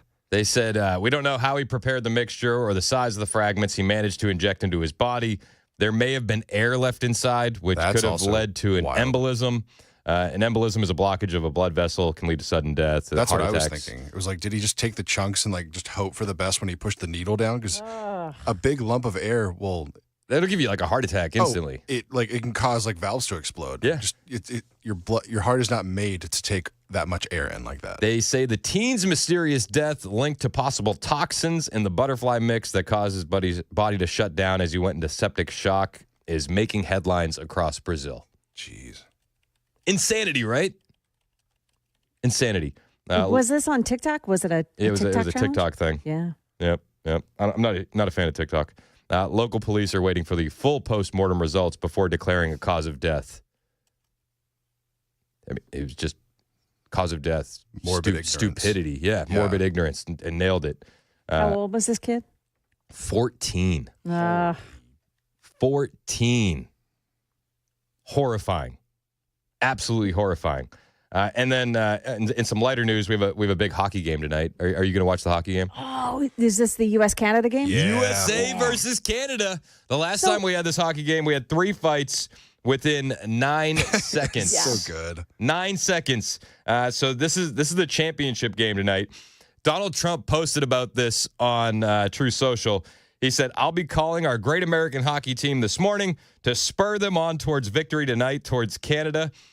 which, with far lower taxes and much stronger security, will someday, maybe soon, become our cherished and very, very important 51st state.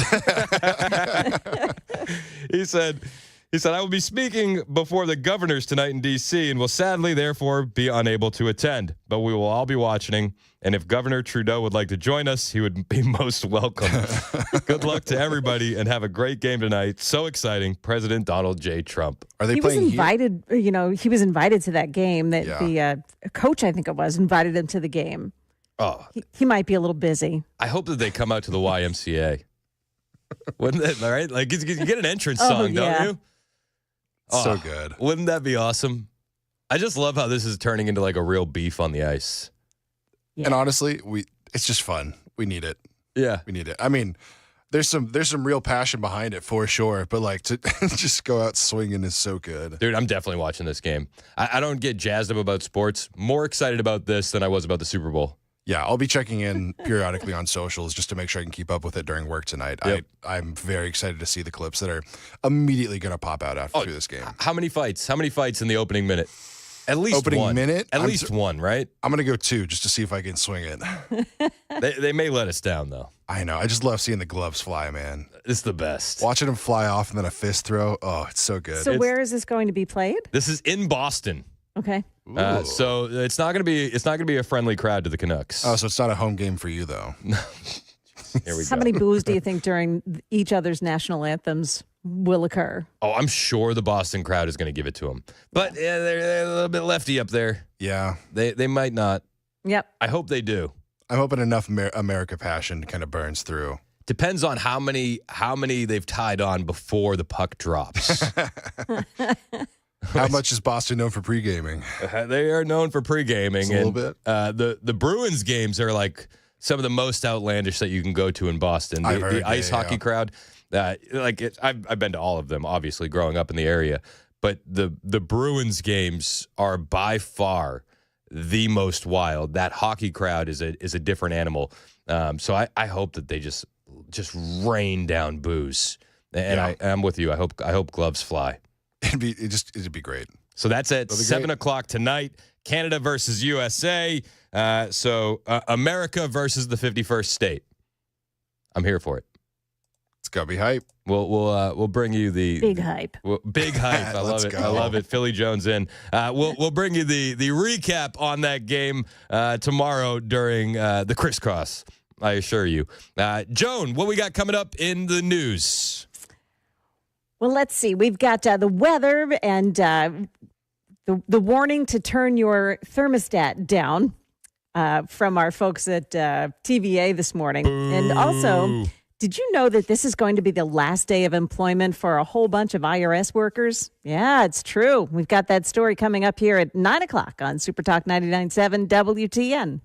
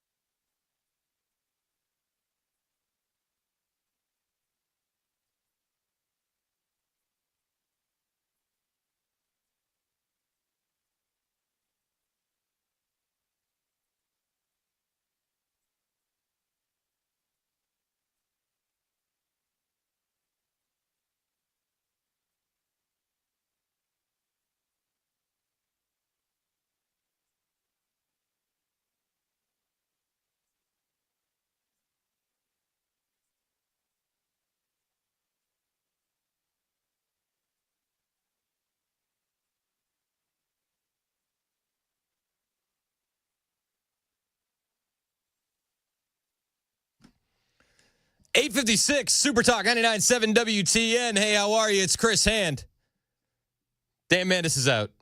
Technical difficulties in the Dan Cave. We wish him the best. Getting in that hot tub a little bit early today. Can't blame him. He's earned it. He's earned it. It's what? 12 degrees outside right now? Dude, it's a good day for the hot tub. Yeah. Oh, my. Perfect. Yeah. Honestly jealous. I think the feels like temperature, what do you think it is? I don't know. What does it feel like? It's got to be below zero. It's close. We're at 4 degrees right now with that wind chill. That's nothing. Snowing here at my It's nothing, house. yeah. That's nothing. I lived in Michigan. That's fair. Yeah. But when my daughter Kennedy was born, with the wind chill, it was negative 30. Wild. The day we brought her home, it was 30 degrees, it felt like, with the wind chill. And it was the best 30 degrees you'd ever felt in your life. Oh, I bet. Yeah, it felt like $1 million. Virginia was yelling at me on the ride home to roll the windows up. And I'm like, I can't. It's so nice. Good. She's like, we have a 1-day-old in the car. What are you doing? I was saying, it's just, this might be you don't get this the weather warmest every day. day we have in months. Like, we can't waste it. So, yeah, no, I don't feel bad. I did love the snow coming in today, though, man. It totally took me back to Michigan. It felt like that lake effect snow. And I know we have some transplants out there from Chicago and from the Mitten State that will know exactly what I'm talking about, where that snow blows off the lake and it's like it's not accumulating, but it just looks pretty. Yeah, it's just nice big fluffs. I'm a big fan of it. It was a welcome addition to my commute. And the roads weren't that bad. Yeah, I was like on my way in, they weren't too bad. There were a couple spots where it's like, oh yeah, I should avoid those for sure. But it's pretty clear on my way into Nashville on 40. So that was nice. It absolutely could be worse. Oh, 100%. It absolutely could be worse. And I know a lot of people still have the day off today because you get 2 days off for any amount of snow in Nashville. Yeah. Welcome to Tennessee. It's just the craziest thing to me. Isn't that crazy to you? It must be crazy to you too, Joan, because you dealt with Maryland. Oh, yeah. Well, actually, I grew up in New Jersey. So, you know. there's a little more snow up there. Yep. Yeah. But you know what? Down here, they don't have the same equipment or I guess the know-how. I mean, it requires muscle memory, and you don't get a lot of that here. No, you do not. So if you are driving today, do be careful with some of the slick spots. They will be out there. It's not as bad as I think that they were warning about, but don't take my words as an excuse for overconfidence. Yeah, for sure. Still be cautious. I still saw black ice out there. Keep an eye out. It's hiding around on the streets there. Yep, Oh, yeah. and we'll update you on those roads on the way. Joan's got a great newscast coming up, and then on my show today, which starts at 9, I got a lot to talk about. Trump, Zelensky, dictator. Mark Levin sent out a tweet yesterday. Zelensky was a CIA plant? LOL. That's a new one. And I thought to myself, that's not a new one at all, Mark. That's not a new one bit. That's a tale as old as time. And so I'll break all that down for you when we return. It's 9 o'clock on Super Talk 99.7 WTN.